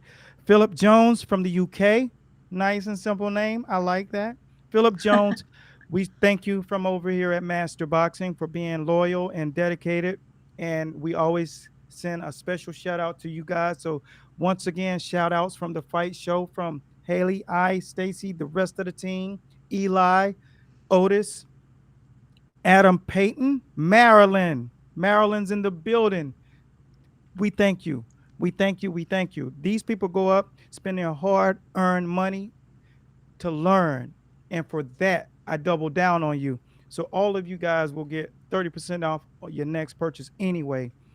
Ho Chun Man from Hong Kong. I was like, Ooh. is that from Raleigh? Ho Chun Man from Hong Kong. We thank you once again. Special shouts out to Hong Kong in the building. We got people over there under our program. Michael Britt from Spring Hill, LA, and Cali is always in the building representing. So is Hong Kong, though. I got in the UK, just I can't say enough about you guys and how you support. And my man Thomas Himmelberg always sending special shouts out to us. Michael Britt, Sylvia White, Houston, Texas. Houston, Texas, in the building. Special shout out to you guys. And remember, all of you guys get 30% off of your next purchase. And Joseph Murtha from Cleveland, Ohio. Sorry that you're from Cleveland, but I still love you. It's all good in the hood. These are our special people who invest in their destiny. So they'll make it because we take care of them on a whole different level. You think the show is cool? Become one of our customers. We take care of our people and our customer services off the chain. And what are we going to get into now? Go ahead, Haley. The 1932 Olympics, the gold medalist in the middleweight division was from Cleveland, Ohio. Ah, see, good. That's good information to note, man. I know that because Uncle Tony was going up. He had Olympic trials, and he had a headbutt that opened up a cut over his left eye. Okay. And it was a TKO. Ref stopped it, said, this guy, I think is I misplaced his name, but anyway, he went and represented the U.S. in the Olympics and won the gold medal. And that could have been Uncle Tony if it wasn't for that harsh Polish forehead that we all have. You're talking to somebody about a forehead. Trust me, I get it. I got the forehead, kid. Trust me. The helmet, we call it. It's all good. As long as it's passed down. Representing Cleveland in the building. Thank you guys for tuning in and keeping it cracking with us. So what we're going to do is show you why does it matter that you have and understand the lineage of the Olympics and what it brings and the levels that the Olympic takes you. And even if you don't quite make the Olympics, getting that repetition in the national tournaments and the regional tournaments and the Golden Gloves. Not everyone has the opportunity to make it at a high level if you're not being in a camp in training camps or boxing gyms that really breed those type athletes. So I was privileged enough to have my passion turn into a reality. But trainers, I need to know who out there are trainers because I want to see you pop into the comment box. Everyone out there who's training, if you're thinking about training, this segment is for you. We have the answers to the next steps and stages in your journey. And it's very important that you understand when you are moving into the sport. The beginning day is your first day. That's a level up from your dreams and what now will become your reality. The responsibility is to do something very similar to what I'm doing. Do not corrupt the game. Do not do a disservice to the sport of boxing because Haley's uncles, the people that came aboard and operated in such a manner to see us as gentlemen, statesmen, as one of the greatest fighters in his era, Eubanks, always made it clear that we shouldn't even use language, bad language that is, because we are prime ministers and the heavyweight king and world champion athletes and trainers at large are statesmen because they are the prime minister of all men. Every man, every fan looks at this game and the gladiators that reside within it, and they respect them no matter what they say and banter as gentlemen, as statesmen. And so, for that reason, respect yourself as if you are a priest. Have respect for the game because when you get to this level, I had the privilege, and Otis, I'm bringing you back in 2 seconds of a shake to we bred world champions on an entirely different level. Estrada, that's my uncle, Coach Anthony Oh, wow. Bradley. And you see who's beside him. That was the 2004 Olympic and the Olympic team.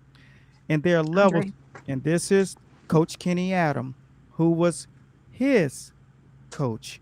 And it passed down. That right there is what I gave back to him for all the decades, 50 years in the game he gave.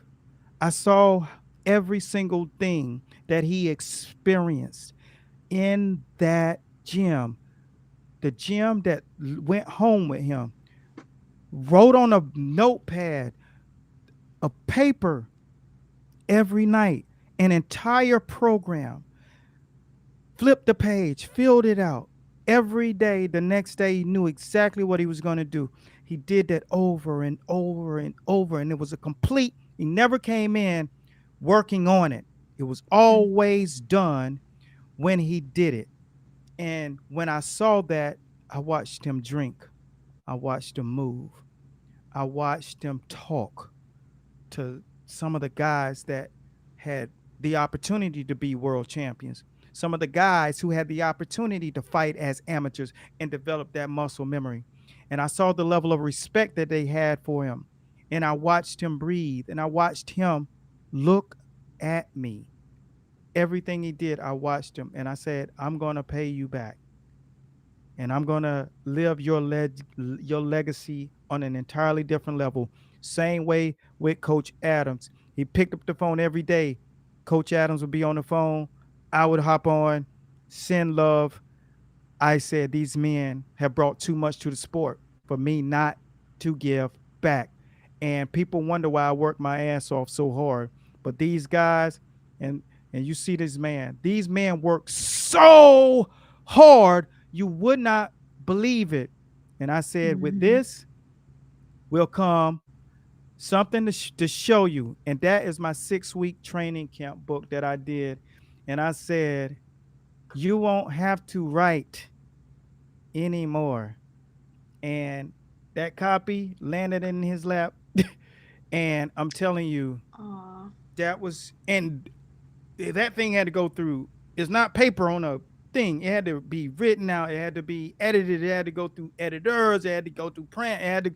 It took years for that to come to fruition. And to be able to put that into his hands, you don't have to write no more. Just open the pages and turn them and turn them. See, that was one of the first things that I was able to get back. So coaches and trainers, you guys who are out there and you're looking at this sport as if you can just jump in, and there are a lot of these people. I got 184,000 people on this page alone who just think you can just jump into a gym and start boxing, and trainers, you can just turn on YouTube and start doing it. But let me explain something to you. You are discrediting the game, and you will get someone seriously hurt. Period, point blank. So you must honor the sport. You must honor our game. You must honor the heritage. And you must understand that the people that came before you and me and my uncle and his coach and their teachers were predecessors. Do not stain the fabric of this sport for your own selfish purpose of wanting something that you will not accomplish if you don't do it the right way. Thank you for listening to that banter. Perfectly said. Yeah, well, it's very important that we take it seriously. Go for it. Yeah. And your uncle must be so proud of you and all that you're doing for the sport. Yeah, I just started combing the surface. So Mm-hmm. I just want to make the message clear. I don't do it just for him. I do it for your uncle. I do it for all of the people who did not understand the sacrifices they made. They could not make their own bed because they were losing their own beds because they were having to be at the gym and sacrifice for fighters and sacrifice your life because you have to sacrifice your life. So when you find someone in the sport of boxing that's willing to roll that dream out, you gotta covet them because you will lose everything. And the ones that are phony, they will soon be gone. And those who are just on for your good times, when the bad times come, they will be gone. So you don't have to worry about that. So for that reason, you just understand the responsibility and the impact of acquiring gold medal. Look at Andre Ward. That was who was with my uncle in Yeah. that ring, 2004 Olympics in Athens. Okay. I saw and experienced so much. It was just like when you get back, you can't even celebrate. You just got to keep going, and that's the sport. You lose it all if there are stipulations with people to be around you or be with you. Then there won't be for long because people can't take that.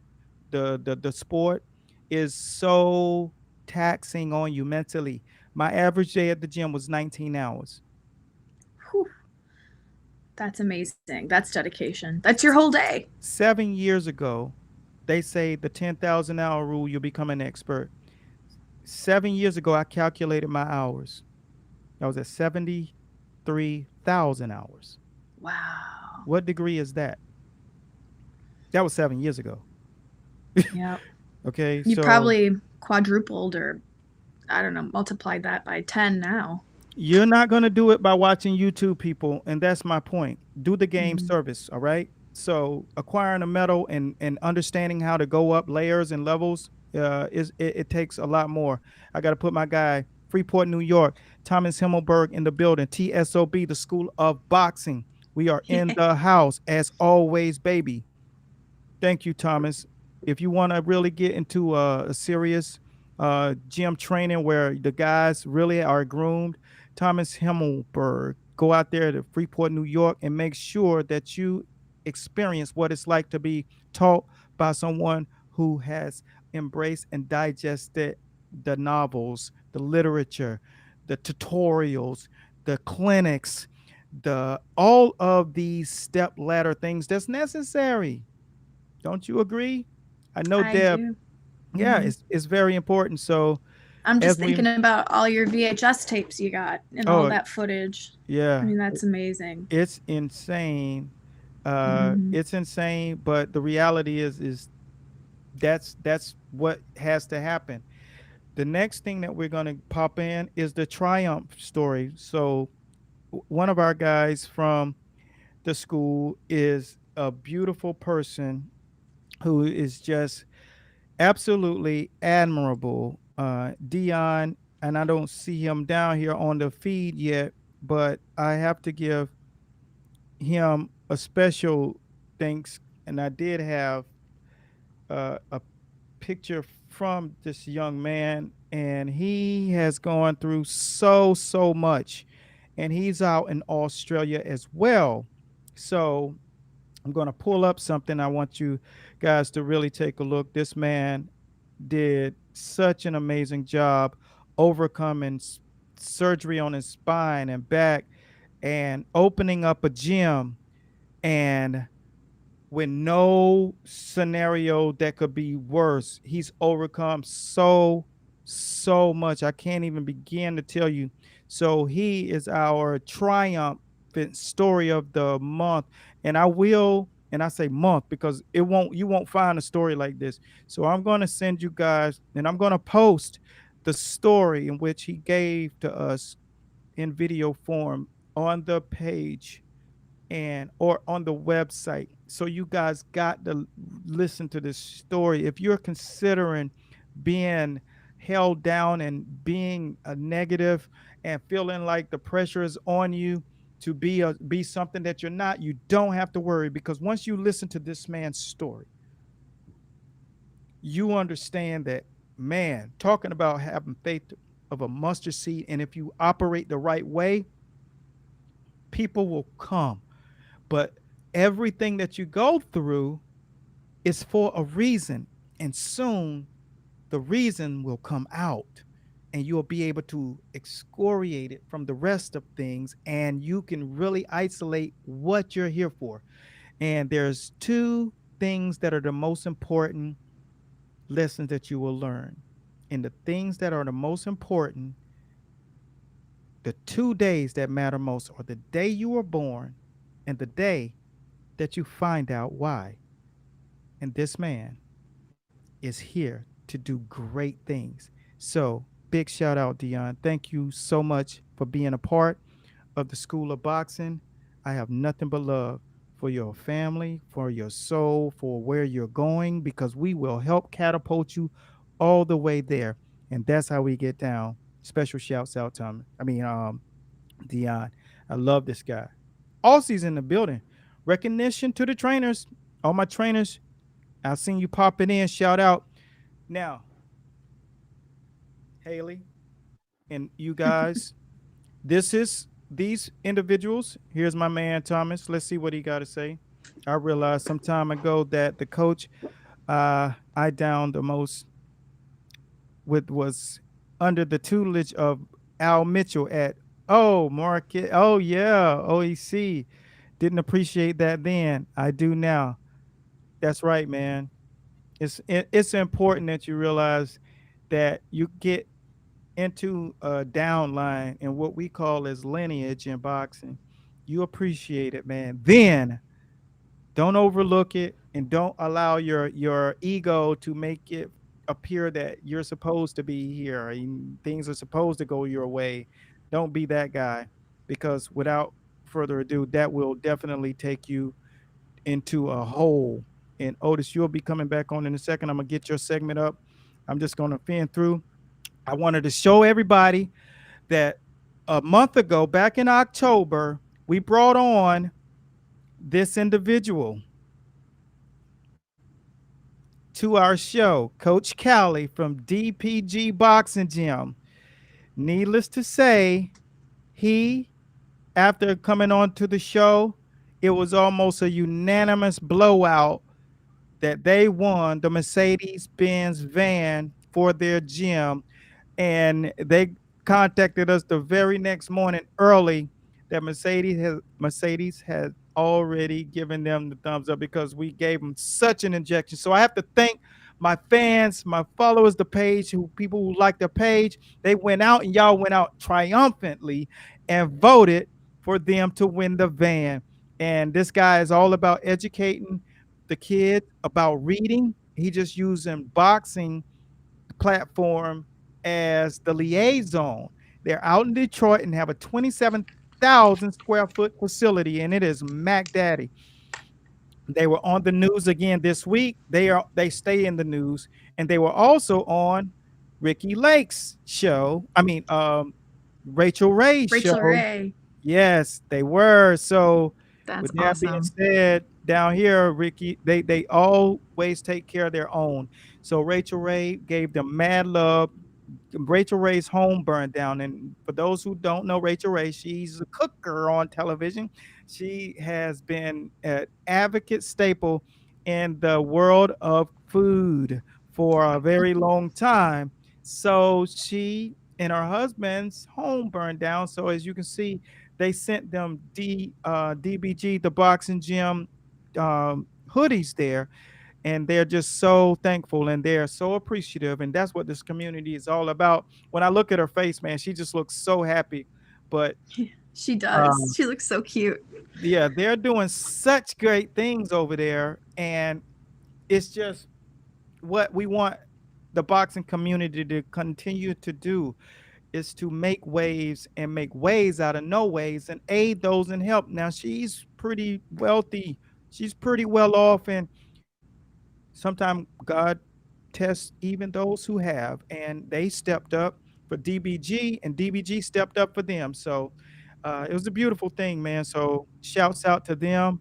Congratulations, and thank you, fans, for going out and voting. That was a big part of their victory. Once we kicked in, It was a landslide. No one could catch up with their votes then. It was just like, so y'all really showed out. Let's get it popping. Haley's. Yeah, I want to Mhm. check out that gym. My family lives in Lansing, Michigan, so I'm in Detroit It's, often. So it's I got 27,000 square feet, so you can definitely fit in there and social distance while you're there. it. All right. Yeah. Yeah, it's a good place. So what we're gonna do is kind of go into the next feed, and then we're gonna bring Otis in too. So we'll be able to run this next circuit after I do this with you. What we're gonna do is kind of speak specifically to the next year in boxing. So Haley is a Mhm. judge in the amateur boxing world, and for the boxing audience, I want to know, in your estimation, basically how things have been going. How will 2021 play out? What do you see happening in that next season of boxing? Yeah, obviously it's been a really rough year. I started working with USA Boxing as a judge in 2016 in Gleason's gym in Brooklyn. Mhm. And shortly after that, I moved to Chicago. So I was Special shout judging out to Gleason's Gym Gleason's. in the Shout out. building. Mad love to those guys. They are great over there. I love that gym, and I love the owners, and I love just Gleason's. Back to you, Yeah. Shout out Bruce and Sonia. Bruce. It's just all So, and they're sanitizing their gym. I saw Sonia Lamankis posted pictures of her or videos of her sanitizing the yeah, ring, everything from head to toe. good. Something I never thought, I'd see in a boxing gym is so much cleanliness. Right, right. um, so let's see. What's your I projection? What do you think will happen? I really, I've been getting the emails and been kept in the loop on what's going on. They've been Yeah, doing some test events, okay. making sure people are staying safe and that they're following all the COVID protocols, wearing masks, social distancing, sanitizing. That's Yeah, the big three to follow. yeah, Um, they're still having the national competition in Shreveport, Louisiana, coming up in December, early December. So okay. the problem is so many states are in different phases, Yeah, yeah, and when you have a whole country in a national competition, it's complicated to try to figure out who can go and who. I mean, some of these gyms haven't reopened. yeah. So yeah, it's definitely Tough. a hit Yeah, for the amateur boxing. it's tough. But my prediction, to answer your question, 2021, I imagine, if vaccines get rolled out, I think we might see audiences Yeah, back in arenas. yeah. To answer that They've, part, excuse me, I didn't mean to cut you off, but Pfizer yeah, come out with a vaccine, so it's looking really good to get. So there's still going yeah, to be the paranoia and fear, but you have something. So there's a little reprieve. There's a little something. Yeah, and they're very positive about it. It's getting rave yeah. reviews. So hey, Yeah, 95% effective, and Moderna has one that's also 95% effective. So that's nice. promising for Yeah, sure. yeah, It'll take a while to roll it all out, and obviously, but I think if we look at what Vegas has been doing in their bubble at MGM Grand yeah, and how they're COVID testing the judges, all the officials, the boxers, obviously, and then the yeah, referees have the option: do you wear a mask or do the referees not want to wear a mask? yeah, The rapid testing is becoming more easily attainable, and yeah, it's not bad.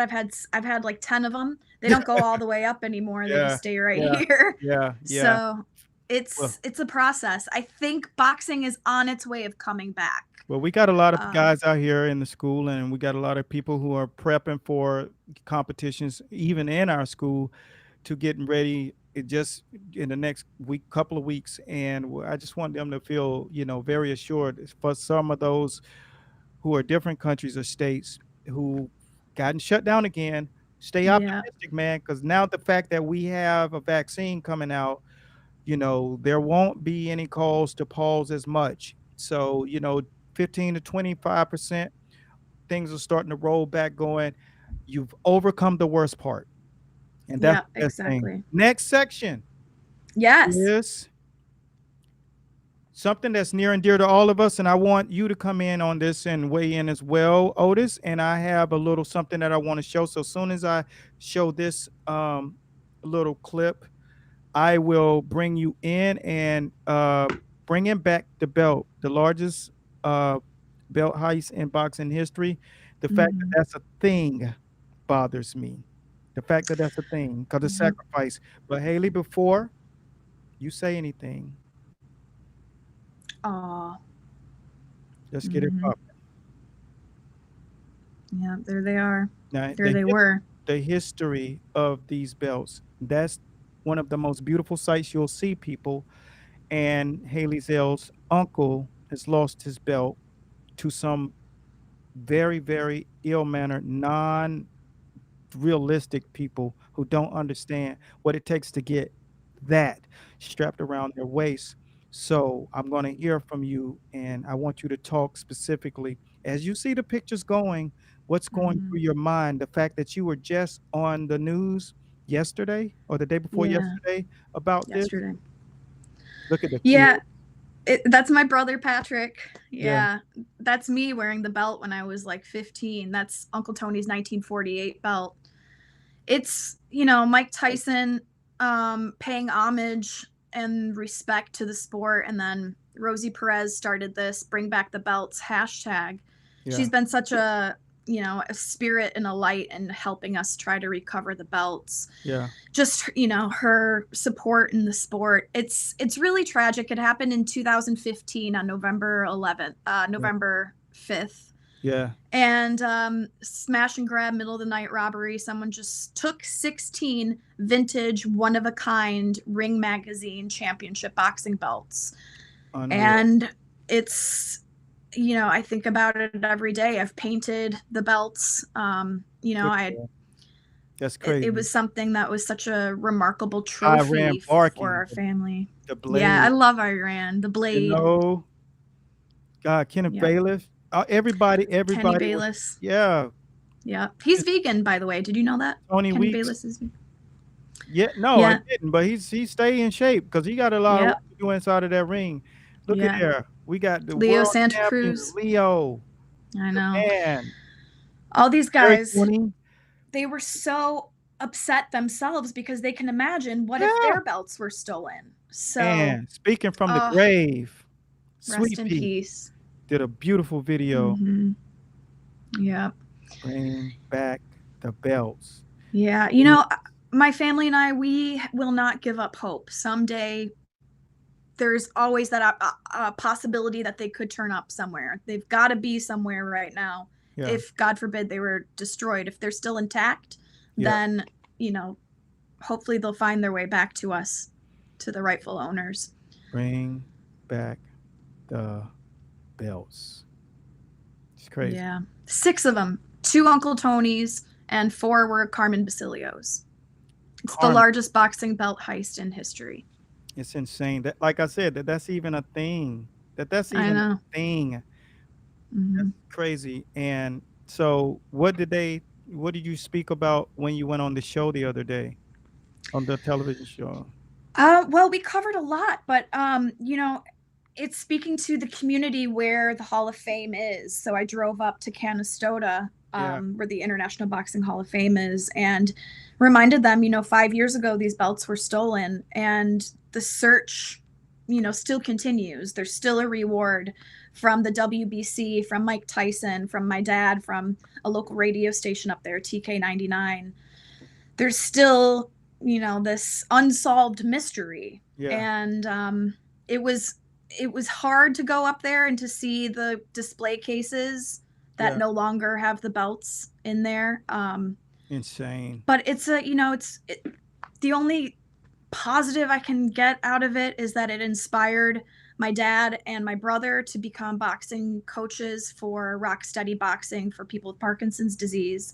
And it inspired me to become a boxing judge. So at least it brought us back to our roots. And, you know, I think Uncle Tony is probably, if he were alive, I think he would like to take, you know, a couple of rounds with the thief. But they meant so much to him when he was homeless in Chicago. He didn't tell the family. He was too proud. He had gone from rags to riches, back down to rags, and was living in poverty. But he kept his belts. He held on to them. He didn't pawn them like Jake LaMotta did. He didn't try to get the jewels off. He kept those as his prized possessions. Yeah. And wanted to share them. He wanted character. people to see them. Mm-hmm. Yeah. That's the So character. if anybody out there knows where they are, let us know. FBI Antiquities Bureau out of Albany is on the case. Unfortunately, we have to say this, that there's a reward for it. And if that is the only thing to encourage you, just be encouraged to do it regardless, because it's necessary. And I want it to be known that without the lineage, which that belt is the lineage of boxing, there is no boxing, there is no sport, there is no learning, there is no grooming the young children, there is no message that's not mixed, that sends the mixed message. So for that reason, I'm out on them. And I'm so thankful for Rosie Perez for doing the hashtag, because now it's a real thing. And we got to get her on the show. So you make sure you connect with her however you got to. We got to have her on the show. And that'd be sweet. She's such a boxing enthusiast. I'd love to rap with her. She's super. She's super. I love her on fight night. She's off the chain. Yeah. She's a beautiful person. Now, on to the next section, and we're going to get ready to wind it down and close it out. Otis, this is your segment right here, and we want you to get, chime in, paging the key points in learning to become a professional fighter. What will they need to learn? Speaking of trainers and the fighters, what are some things that they will probably see smoke and mirrors, a bunch of phony baloney that will not really be what they see? What could they expect when they become professional fighters, no matter what level you approach? We're starting with the trainers, because believe it or not, the trainer is always more important than the boxer. Like, you have to be educated enough to know what you're doing before you get out there to do it. Yeah. So starting with the trainers, I would say that, first of all, make sure you get certified outside of boxing, CPR, first aid. Yeah. That's good. Before you even step into the gym. Yeah. Then once you get into the gym, you got to know how to wrap hands the right way. There's several ways to do it. Yes. Find one, find an educated person. There's a lot of knowledge just passed down when wrapping hands. There's a lot of fighters and trainers out there right now that don't even know how to wrap their hands properly, which is almost like a death sentence when going into a fight, because if you break your hands, my trainer used to say, hey, you got $1 million hands. So that means that you don't get in street fights. You don't do anything, that will put those hands in jeopardy. So those are the some of the facets that you have to start with.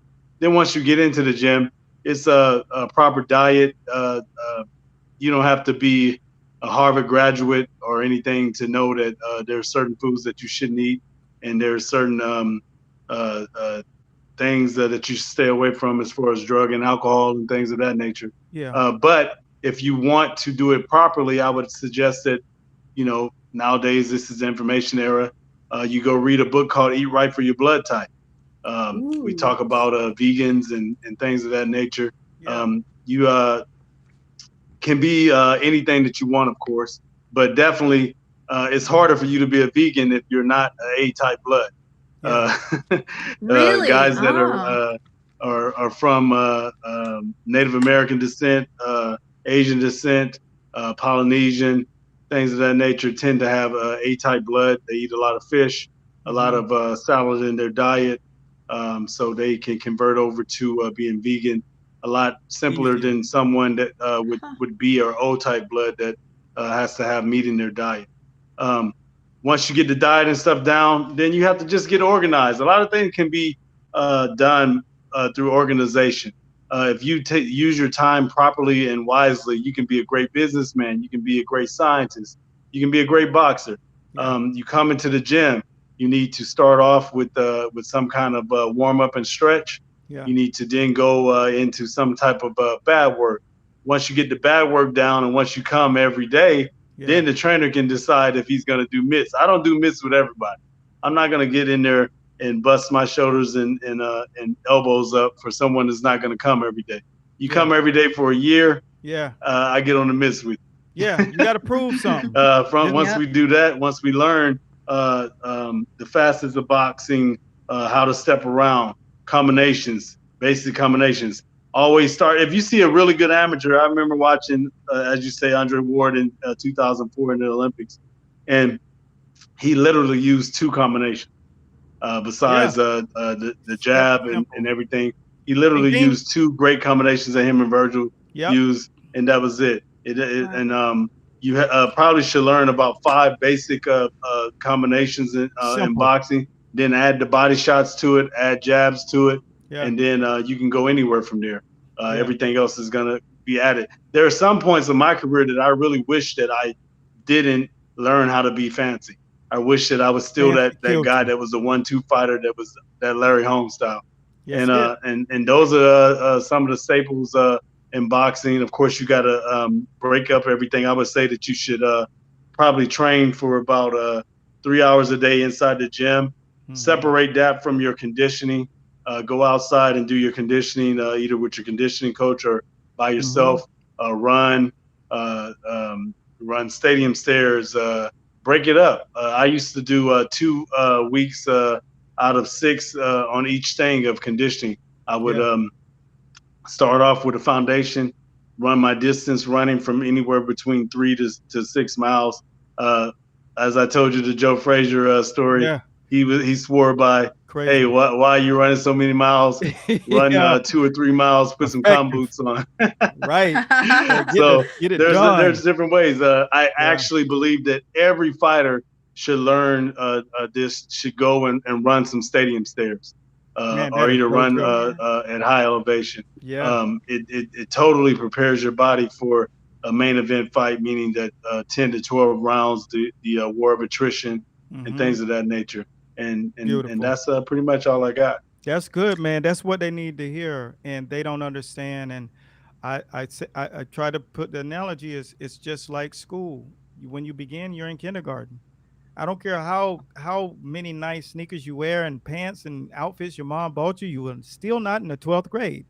And even when you do get out of the 12th grade, you got to go to college. And then Yeah. you have to go to, you got to go get that next degree. It all continues. And in boxing, these guys want to just jump lines. So I just wanted you to weigh in and let them know that it takes much more. And all of the stuff you said, it might as well have been in Chinese because they don't really understand it until they are put through it. And when you're put through it and in a format, it's a whole different beast. And then you start to respect it. And when you said they got to eat, how you eat, not just during camp, you got to live that stuff. That's why Bernard was able to fight to 52 years old. And Exactly. so Great example. yeah, so we're gonna close the show out here. We're letting everybody know that we got a new skills show coming out. It's called "It's Time to Box," December the 1st. So make sure that you stay tuned, stay locked. We'll be posting about it as we go into the holiday. Thanksgiving is next week, so there won't be a fight show, but we will air on the page for the School of Boxing members. So you guys tune in. But December the 1st is going down. I want my team to be here with me, and we will definitely. Otis, I'm going to have you create some compilations of some good training drills for our guys in the School of Boxing. So I'm going to give you the date for that, and I'm going to have you in. Haley, you are also as welcome. And the key points of training and the mitts. There was about 9 guys from yesterday to this morning that was requesting or asking how to actually do or how would do they need to do their regimens and what do you have for that. So we put together something just for those guys. I don't have your name directly in front of me, but here is a compilation that we put together specifically for those guys. Oh, I'm gonna pull you down so this thing could show right now, and I'm gonna just switch the lanes of it. And this is a compilation right down here on what to do, how to operate. The links in the description right now. It's a circuit of footwork, and that's what you need. Mitts as well to get those hand placement right, and that quick twitch muscle and heavy bag for your strengthening. Basic calisthenics. All you have to do then is watch the show on December the 1st, and you're going to learn some amazing tips to add to that training. So that's it for you guys to see that. That's just a good compilation. think it's on sale. We made sure we put that together because so many people were asking, how do I get it? You can't just get the footwork, can't just get mitts, can't just get shadow boxing. You really just got to get a good bundle. So that bundle right there is I think it's on. We're giving you like 48 hours to jump on it. So jump on it. You coaches, you trainers, we trying to take care of you. We listening to what you're saying. As busy as we are and how many curriculums and agendas we had to cover in this show, we make sure we take care of you. That's it. Now, let's close it out. In another show. Man, so just tune in next week. And I want you guys to realize that Danny Garcia is coming up with the fight this December the 5th. So we will definitely be doing a fight show. That's what the next one will be on. And it's going to be popping. We going in. It's going down. So we want your predictions and all that good stuff. Haley, what do you got to say? I think Errol Spence will win again. I don't know. We'll see. He had that accident, but he's got, I don't know. I think he got the accident in his corner. Yeah. I ain't even going to ask Otis because we'll be talking for another hour to get that one going. But anything I'll say this. Yeah. Errol has already won because he survived that accident. So God has already blessed him. Whatever happens is a bonus, and he's already a great champion. So, I mean, he's already won. At the count of three, Ailey. 1, 2, 3.